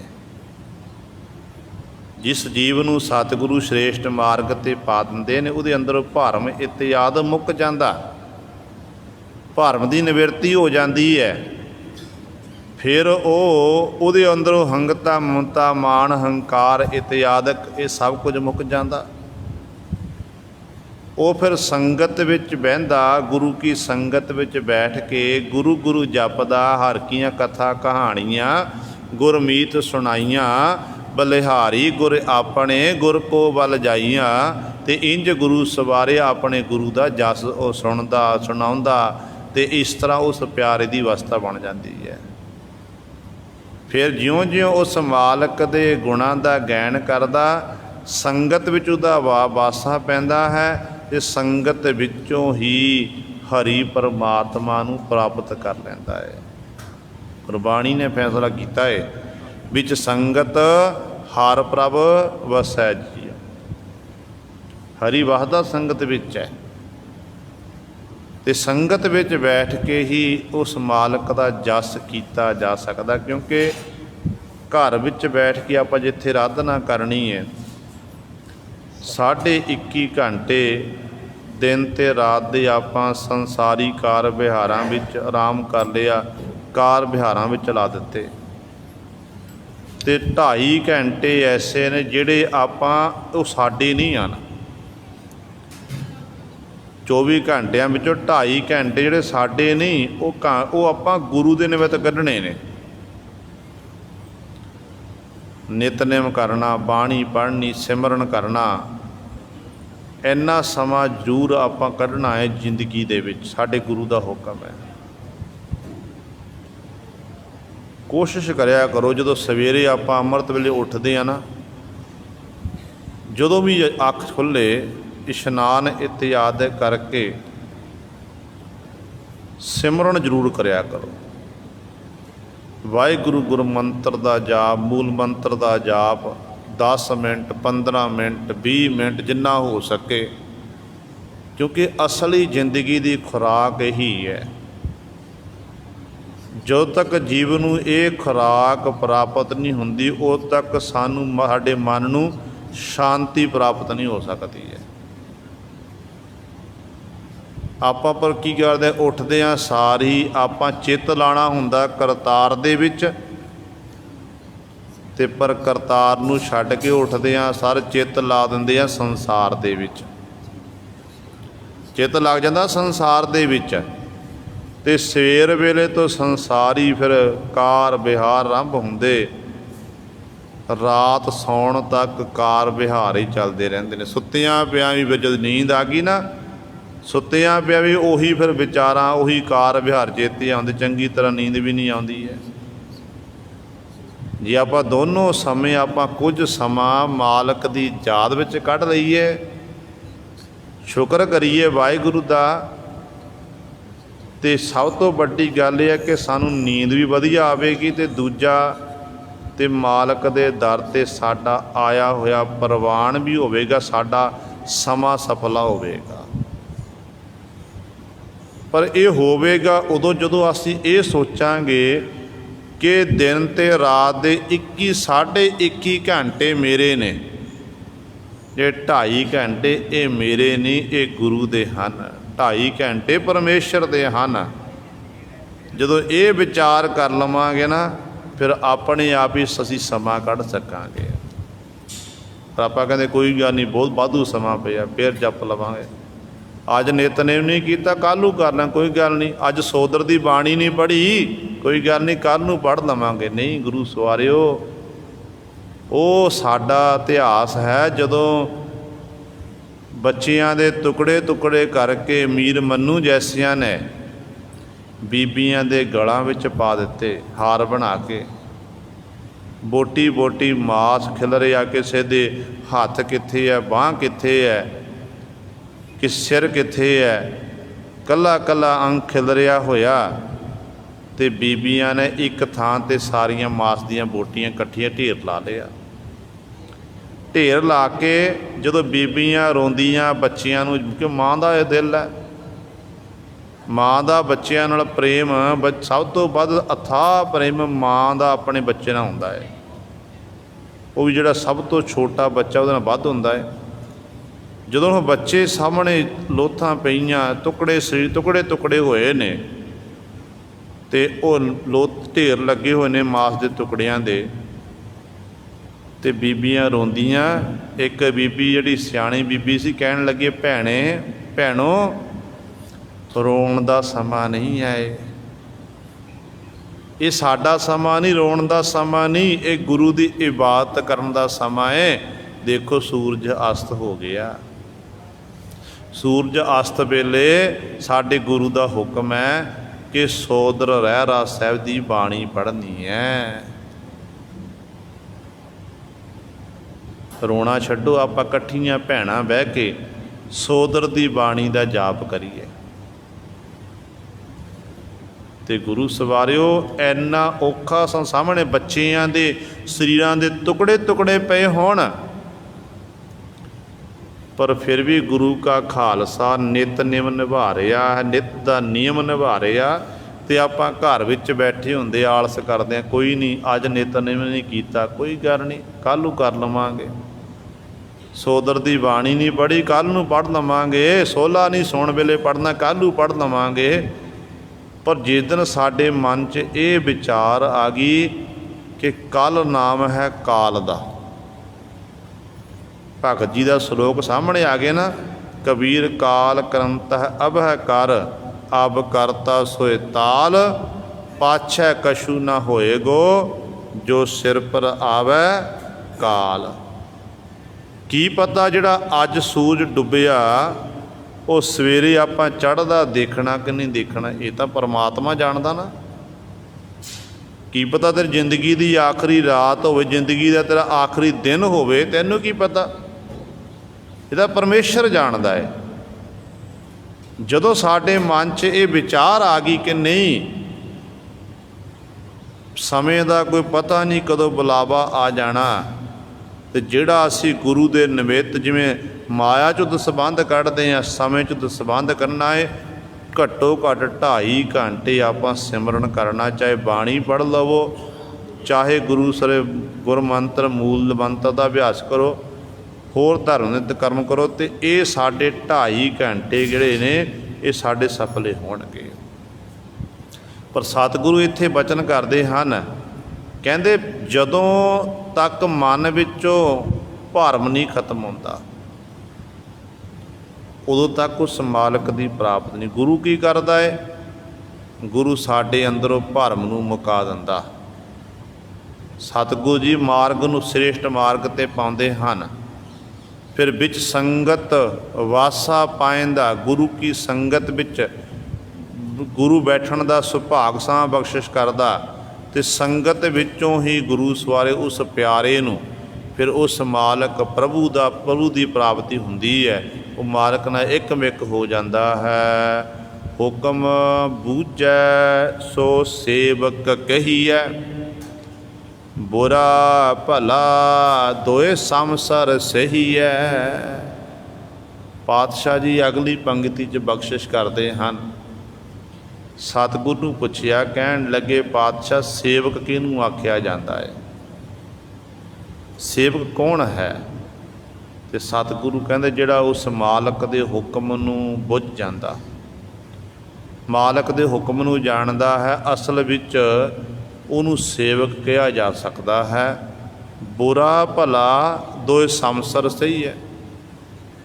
ਉਹਦੇ ਅੰਦਰ ਸਹਿਣਸ਼ੀਲਤਾ ਹੋਣੀ ਚਾਹੀਦੀ ਹੈ। ਸਹਿਣਸ਼ੀਲਤਾ ਕੈਸੀ? ਜਿਵੇਂ ਗੁਰੂ ਰਾਮਦਾਸ ਪਾਤਸ਼ਾਹ ਆਪਣੇ ਸਹੁਰੇ ਘਰ ਗੁਰੂ ਅਮਰਦਾਸ ਪਾਤਸ਼ਾਹ ਦੀ ਹਜ਼ੂਰੀ ਵਿੱਚ ਟਹਿਲ ਸੇਵਾ ਕਰੇ, ਮਿੱਟੀ ਦੀਆਂ ਟੋਕਰੀਆਂ ਭਰ ਭਰ ਕੇ ਬਾਹਰ ਸੁੱਟਦੇ ਨੇ। ਜਦੋਂ ਚੂਨਾ ਮੰਡੀ ਤੋਂ ਸੋਢੀ ਚੱਲ ਕੇ ਆਏ, ਯਾਤਰਾ 'ਤੇ ਜਾ ਰਹੇ ਦੇਵੀ ਦੇ, ਅਤੇ ਮਨ 'ਚ ਵਿਚਾਰੇ ਕਿ ਚਲੋ ਗੋਇੰਦਵਾਲ ਸਾਹਿਬ ਸਾਡਾ ਜੇਠਾ ਰਹਿੰਦਾ ਏ, ਅਸੀਂ ਜੇਠੇ ਨਾਲ ਜੇਠੇ ਨੂੰ ਮਿਲ ਚੱਲਾਂਗੇ, ਨਾਲੇ ਗੁਰੂ ਅਮਰਦਾਸ ਪਾਤਸ਼ਾਹ ਸਾਡੇ ਕੁੜਮ ਨੇ, ਸਾਡੀ ਰਿਸ਼ਤੇਦਾਰੀ ਹੈ, ਨਾਲੇ ਆਪਾਂ ਸਾਡੀ ਚੰਗੀ ਆਓ ਭਗਤ ਹੋਵੇਗੀ। ਜਦੋਂ ਹੁਣ ਗੁਰੂ ਦੇ ਦਰਬਾਰ ਵਿੱਚ ਪਹੁੰਚੇ ਨੇ, ਸਾਹਮਣੇ ਬੋਲੀ ਦੇ ਵਿੱਚੋਂ ਮਿੱਟੀ ਦਾ ਟੋਕਰਾ ਸਿਰ ਉੱਤੇ ਚੁੱਕਿਆ ਹੋਇਆ ਭਾਈ ਜੇਠਾ ਜੀ ਭਰ ਭਰ ਕੇ ਬਾਹਰ ਸੁੱਟਦੇ ਨੇ। ਉਦੋਂ ਇਹ ਸਾਰੇ ਭਾਈ ਜੇਠੇ ਨੂੰ ਆਖਣ ਲੱਗੇ, ਕਹਿਣ ਲੱਗੇ, ਜੇਠਿਆ ਤਾਂ ਸਾਡੀ ਨੱਕ ਕਟਾ ਦਿੱਤੀ ਹੈ। ਜੇ ਸਹੁਰਿਆਂ ਦੇ ਘਰ ਤੈਂ ਟੋਕਰੀਆਂ ਢੋਣੀਆਂ ਸੀ, ਫਿਰ ਚੂਨਾ ਮੰਡੀ ਰਹਿ ਕੇ ਤੂੰ ਪਹਿਲਾਂ ਵਾਲਾ ਜਿਹੜਾ ਬਚਪਨ 'ਚ ਕੰਮ ਕਰਦਾ ਸੀ, ਘੁੰਗਣੀਆਂ ਵੇਚ ਕੇ ਗੁਜਰਾਨ ਉਹੀ ਕਾਰਜ ਕਰ ਲੈਂਦਾ। ਟੋਕਰੀਆਂ ਉੱਥੇ ਢੋਈਆਂ ਜਾਣੀਆਂ ਸਨ। ਸਹੁਰਿਆਂ ਦੇ ਇਸ ਤਰ੍ਹਾਂ ਨਹੀਂ ਰਹਿੰਦਾ। ਐਨੇ 'ਚ ਨੂੰ ਗੁਰੂ ਅਮਰਦਾਸ ਪਾਤਸ਼ਾਹ ਮਹਾਰਾਜ ਆਏ ਅਤੇ ਸਤਿਗੁਰ ਨੂੰ ਸਤਿਗੁਰ ਦੀ ਸ਼ਾਨ ਦੇ ਖਿਲਾਫ ਬੋਲਣ ਲੱਗੇ। ਕਹਿਣ ਲੱਗੇ, ਤੁਸੀਂ ਆਪਣੇ ਜਵਾਈ ਭਾਈ ਨੂੰ ਟੋਕਰੀਆਂ ਢੋਣ ਵਾਸਤੇ ਲਾਇਆ ਹੋਇਆ, ਅਤੇ ਅੱਗੋਂ ਬਾਬਾ ਜੇਠਾ ਜੀ ਗੁਰੂ ਰਾਮਦਾਸ ਪਾਤਸ਼ਾਹ ਮਹਾਰਾਜ ਆਖਣ ਲੱਗੇ, ਨਹੀਂ ਭਾਈ, ਤੁਸੀਂ ਜੋ ਆਖਣਾ ਮੈਨੂੰ ਆਖਣਾ ਕਰੋ, ਮੇਰੇ ਗੁਰੂ ਨੂੰ ਕੁਝ ਨਾ ਆਖਣਾ ਕਰੋ। ਦੂਜੀ ਗੱਲ ਹੈ, ਮੈਂ ਗੁਰੂ ਅਮਰਦਾਸ ਪਾਤਸ਼ਾਹ ਦੀ ਹਜ਼ੂਰੀ ਦੇ ਵਿੱਚ ਦੁਨਿਆਵੀ ਰਿਸ਼ਤੇ ਨੂੰ ਮੁੱਖ ਰੱਖ ਕੇ ਨਹੀਂ ਰਹਿ ਰਿਹਾ ਹਾਂ। ਮੈਂ ਗੁਰੂ ਦੇ ਦਰਬਾਰ ਦੇ ਵਿੱਚ ਇੱਕ ਸੇਵਕ, ਇੱਕ ਸਿੱਖ ਦੇ ਰੂਪ ਵਿੱਚ ਰਹਿ ਰਿਹਾ ਹਾਂ। ਸੇਵਕ ਦਾ ਕੰਮ ਹੈ ਕਿ ਆਪਣੇ ਗੁਰੂ ਦੇ ਹੁਕਮ ਦੀ ਪਾਲਣਾ ਕਰਨੀ, ਹੁਕਮ ਅਨੁਸਾਰ ਆਪਣੇ ਜੀਵਨ ਨੂੰ ਬਤੀਤ ਕਰਨਾ, ਇਹ ਸੇਵਕ ਦਾ ਕਾਰਜ ਹੈ। ਅਤੇ ਗੁਰੂ ਸਵਾਰਿਓ, ਇਸ ਤਰ੍ਹਾਂ ਦੇ ਸੇਵਕ ਹੁੰਦਾ ਹੈ ਜਿਹੜਾ ਸੇਵਕ ਆਪਣੇ ਪ੍ਰਭੂ ਦੀ ਆਗਿਆ ਵਿੱਚ ਰਹਿੰਦਾ ਹੈ। ਪ੍ਰਭੂ ਕੀ ਆਗਿਆ ਆਤਮ ਹਿਤਾਵੈ, ਜੀਵਨ ਮੁਕਤ ਸੋ ਕਹਾਵੈ। ਉਹ ਫਿਰ ਸੇਵਕ ਹੈ। ਉਹ ਸੇਵਕ ਉਸ ਮਾਲਕ ਦੇ ਦਰ 'ਤੇ ਪ੍ਰਵਾਨ ਹੁੰਦਾ। ਫਿਰ ਉਹਨੂੰ ਚਾਹੇ ਕੋਈ ਬੁਰਾ ਆਖੇ ਕੋਈ ਫਰਕ ਨਹੀਂ, ਚਾਹੇ ਉਹਨੂੰ ਚੰਗਾ ਆਖੇ ਕੋਈ ਫਰਕ ਨਹੀਂ। ਉਹਦੀ ਇੱਕ ਸਮ ਬਿਰਤੀ ਹੈ, ਦੋਨਾਂ ਵਿੱਚ ਇੱਕ ਸਮ ਰਹਿਣ ਵਾਲਾ। ਉਹ ਕਹਿ ਦਿੰਦੇ ਨੇ ਕਿ ਹਮ ਨਹੀਂ ਚੰਗੇ ਬੁਰਾ ਨਹੀਂ ਕੋਏ, ਪ੍ਰਣਵਤ ਨਾਨਕ ਤਾਰੇ ਸੋਏ। ਉਹ ਆਪਣੇ ਆਪ ਨੂੰ ਚੰਗੇ, ਜੇ ਦੁਨੀਆ ਦੇ ਲੋਕ ਉਹਨੂੰ ਸਿਫਤ ਕਰਨ, ਵਡਿਆਈ ਕਰਨ, ਉਹ ਨਹੀਂ ਆਖਦੇ ਕਿ ਸਾਨੂੰ ਚੰਗਾ ਆਖਣਾ ਕਰੋ। ਉਹ ਤਾਂ ਉਸ ਮਾਲਕ ਦੀ ਰਜ਼ਾ ਵਿੱਚ ਰਹਿ ਕੇ ਆਪਣੇ ਜੀਵਨ ਨੂੰ ਬਤੀਤ ਕਰਦੇ ਨੇ, ਕਦੇ ਵੀ ਭਾਣੇ ਤੋਂ ਉਲਟ ਕਰਮ ਨਹੀਂ ਕਰਦੇ ਹਨ। ਅਤੇ ਇਹ ਸੇਵਕ ਦਾ ਜੀਵਨ ਹੈ। ਸੇਵਕ ਜਿਹੜਾ ਹਰ ਸਮੇਂ ਉਸ ਮਾਲਕ ਦੀ ਰਜ਼ਾ ਵਿੱਚ ਰਹਿਣ ਵਾਲਾ। ਕਹਿੰਦੇ ਨੇ ਇੱਕ ਰੱਬ ਦਾ ਪਿਆਰਾ ਦਰਵੇਸ਼ ਪਰਮਾਤਮਾ ਦੀ ਇਬਾਦਤ ਵਿੱਚ ਬੈਠ ਗਿਆ। ਜਦੋਂ ਇਬਾਦਤ ਵਿੱਚ ਬੈਠਿਆ ਤੇ ਜਿੰਨੇ ਵੀ ਦੇਵੀ ਦੇਵਤੇ ਸਨ ਸਾਰੇ ਪ੍ਰਗਟ ਹੋ ਗਏ। ਦੇਵੀ ਦੇਵਤੇ ਆਖਣ ਲੱਗੇ, ਤੂੰ ਪਰਮੇਸ਼ਰ ਦੀ ਇਬਾਦਤ ਕਰਦਾ ਹੈ, ਮੰਗ ਜੋ ਮੰਗੇਗਾ ਤੈਨੂੰ ਅਸੀਂ ਦੇ ਦਿਆਂਗੇ। ਉਹ ਦਰਵੇਸ਼ ਆਖਣ ਲੱਗਿਆ ਕਿ ਮੈਨੂੰ ਕੁਝ ਨਹੀਂ ਚਾਹੀਦਾ। ਕਹਿਣ ਲੱਗੇ, ਨਹੀਂ, ਜੋ ਤੇਰੀ ਇੱਛਾ ਹੈ ਮੰਗ, ਅਸੀਂ ਦੇਵਾਂਗੇ। ਕਹਿਣ ਲੱਗੇ, ਨਹੀਂ, ਮੈਂ ਕੁਝ ਨਹੀਂ ਲੈਣਾ, ਮੇਰੀਆਂ ਲੋੜਾਂ ਪੂਰੀਆਂ ਹੋ ਰਹੀਆਂ ਹਨ। ਕਹਿਣ ਲੱਗੇ, ਚੰਗਾ, ਪਰ ਅਸੀਂ ਤੇਰੇ ਉੱਤੇ ਇਹ ਕਿਰਪਾ ਕਰਦੇ ਹਾਂ, ਤੈਨੂੰ ਵਰ ਦਿੰਦੇ ਹਾਂ, ਤੂੰ ਨਹੀਂ ਮੰਗ ਰਿਹਾ ਪਰ ਅਸੀਂ ਤੈਨੂੰ ਦੇ ਰਹੇ ਹਾਂ ਫਿਰ ਵੀ, ਕਿ ਜਿਹਦੇ ਉੱਤੇ ਤੇਰਾ ਪਰਛਾਵਾਂ ਪੈ ਜਾਵੇਗਾ ਨਾ, ਵੱਡੇ ਤੋਂ ਵੱਡਾ ਰੋਗੀ ਹੋਵੇ, ਇੱਥੋਂ ਤੱਕ ਡੈੱਡ ਬੋਡੀ ਵੀ, ਮੁਰਦਾ ਵੀ ਪਿਆ ਹੋਵੇ, ਤੇਰਾ ਪਰਛਾਵਾਂ ਪੈਣ ਦੇ ਨਾਲ ਉਹ ਜਿਉਂਦਾ ਹੋ ਜਾਵੇਗਾ, ਉਹ ਰੋਗੀ ਤੰਦਰੁਸਤ ਹੋ ਜਾਵੇਗਾ। ਉਹ ਦਰਵੇਸ਼ ਆਖਣ ਲੱਗਿਆ, ਕਹਿਣ ਲੱਗਾ, ਨਹੀਂ, ਮੈਨੂੰ ਇਹ ਨਹੀਂ ਚਾਹੀਦਾ। ਜਦੋਂ ਕਿਸੇ ਉੱਤੇ ਮੇਰਾ ਪਰਛਾਵਾਂ ਪਵੇ, ਰੋਗੀ ਦਾ ਰੋਗ ਦੂਰ ਹੋ ਗਿਆ, ਮੁਰਦਾ ਜਿਹੜਾ ਡੈੱਡ ਬੋਡੀ ਪਈ ਉਹ ਜਿਉਂਦਾ ਹੋ ਗਿਆ। ਕਹਿਣ ਲੱਗੇ, ਇਸ ਤਰੀਕੇ ਦੇ ਨਾਲ ਤਾਂ ਫਿਰ ਪਰਮੇਸ਼ਰ ਦੀ ਜਿਹੜੀ ਕੁਦਰਤ ਹੈ ਉਹਦੇ ਵਿੱਚ ਵਿਘਨ ਪਾਉਣ ਵਾਲਾ ਕੰਮ ਹੋ ਜਾਵੇਗਾ, ਅਤੇ ਪ੍ਰਭੂ ਦੇ ਪਿਆਰਿਆਂ ਨੂੰ ਇਹ ਗੱਲ ਸ਼ੋਭਾ ਨਹੀਂ ਦਿੰਦੀ ਹੈ ਕਿ ਜੰਮਣ ਮਰਨ ਦਾ ਉਸ ਮਾਲਕ ਦੇ ਹੁਕਮ ਦੇ ਵਿੱਚ, ਜੰਮਣ ਮਰਨਾ ਹੁਕਮ ਹੈ, ਭਾਣੇ ਆਵੈ ਜਾਏ। ਮਾਲਕ ਖਤਮ ਕਰਦਾ ਅਤੇ ਮੈਂ ਜਿਉਂਦਾ ਕਰ ਦੇਵਾਂ, ਕਹਿੰਦੇ ਫਿਰ ਮੇਰੇ ਅੰਦਰ ਮੈਂ ਆ ਜਾਣੀ ਹੈ। ਜਿਹੜਾ ਮੈਨੂੰ ਇੱਥੇ ਰਸ ਪ੍ਰਾਪਤ ਹੋ ਰਿਹਾ ਬੰਦਗੀ ਕਰਕੇ, ਮੇਰਾ ਸਾਰਾ ਰਸ ਭੰਗ ਹੋ ਜਾਵੇਗਾ, ਇਸ ਕਰਕੇ ਨਹੀਂ ਚਾਹੀਦਾ। ਅਤੇ ਕਹਿਣ ਲੱਗੇ, ਚੱਲ ਠੀਕ ਹੈ, ਜੇ ਇਹ ਨਹੀਂ ਲੈਣਾ, ਤੂੰ ਰਸਤੇ ਵਿੱਚ ਤੁਰਿਆ ਜਾਵੇਗਾ, ਤੁਰਦਿਆਂ ਹੋਇਆਂ ਜਿਹੜਾ ਵੀ ਜਿਹਦੇ ਕੋਲੋਂ ਤੂੰ ਲੰਘੇਗਾ ਉਹਦੇ ਸਾਰੇ ਕਾਰਜ ਰਾਸ ਹੋ ਜਾਣਗੇ, ਉਹਦੀਆਂ ਸਾਰੀਆਂ ਭਾਵਨਾ ਪੂਰੀਆਂ ਹੋਣਗੀਆਂ, ਵੱਡੇ ਤੋਂ ਵੱਡੇ ਦੁੱਖ ਕੱਟੇ ਜਾਣਗੇ, ਤੈਨੂੰ ਇਹ ਵਰ ਦਿੰਦੇ ਆ।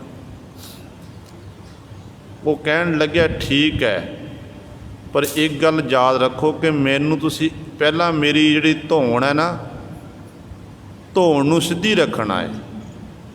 ਜਦੋਂ ਮੈਂ ਅੱਗੇ ਜਾਵਾਂ ਤਾਂ ਪਿੱਛੇ ਮੁੜ ਕੇ ਨਾ ਦੇਖਣਾ ਕਰਾਂ, ਆਪਣੀ ਗਰਦਨ ਨੂੰ ਘੁਮਾ, ਧੌਣ ਨੂੰ ਘੁਮਾ ਕੇ ਪਿਛਾਂਹ ਨੂੰ ਨਾ ਦੇਖਣਾ ਕਰਾਂ।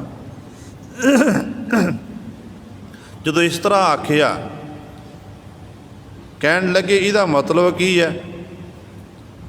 ਦੇਵਤੇ ਆਖਦੇ ਉਸ ਦਰਵੇਸ਼ ਨੂੰ, ਇਹਦਾ ਮਤਲਬ ਕੀ ਹੈ? ਅਤੇ ਅੱਗੋਂ ਗੁਰੂ ਸਵਾਰੇ ਉੱਤਰ ਦਿੰਦਾ, ਕਹਿਣ ਲੱਗਿਆ, ਜੇ ਮੈਂ ਤੁਰਦਾ ਹੋਇਆ ਜਾ ਰਿਹਾ, ਜਿਹਦੇ ਉੱਤੇ ਮੈਂ ਨਿਗਾਹ ਪੈ ਗਈ, ਜਾਂ ਮੇਰੇ ਕੋਈ ਕੋਲੋਂ ਦੀ ਲੰਘਿਆ, ਕਿਸੇ ਦਾ ਰੋਗ ਦੂਰ ਹੋ ਗਿਆ, ਕਿਸੇ ਦੀ ਗਰੀਬੀ ਦੂਰ ਹੋ ਗਈ, ਕਿਸੇ ਨੂੰ ਕੁਝ ਪ੍ਰਾਪਤ ਹੋ ਗਿਆ, ਕਿਸੇ ਨੂੰ ਕੁਝ ਮਿਲਿਆ, ਕਹਿਣ ਲੱਗਿਆ, ਮੈਂ ਪਿਛਾਂਹ ਨੂੰ ਮੁੜ ਕੇ ਦੇਖਾਂਗਾ ਅਤੇ ਮੇਰੇ ਮਨ 'ਚ ਮਾਣ ਆਵੇਗਾ ਕਿ ਮੈਂ ਇੱਥੋਂ ਦੀ ਲੰਘਿਆ, ਮੇਰੇ ਕਰਕੇ ਇਹ ਠੀਕ ਹੋ ਗਿਆ, ਇੱਥੋਂ ਦੀ ਲੰਘਿਆ, ਮੇਰੇ ਕਰਕੇ ਦੀ ਗਰੀਬੀ ਦੂਰ ਹੋਈ ਹੈ।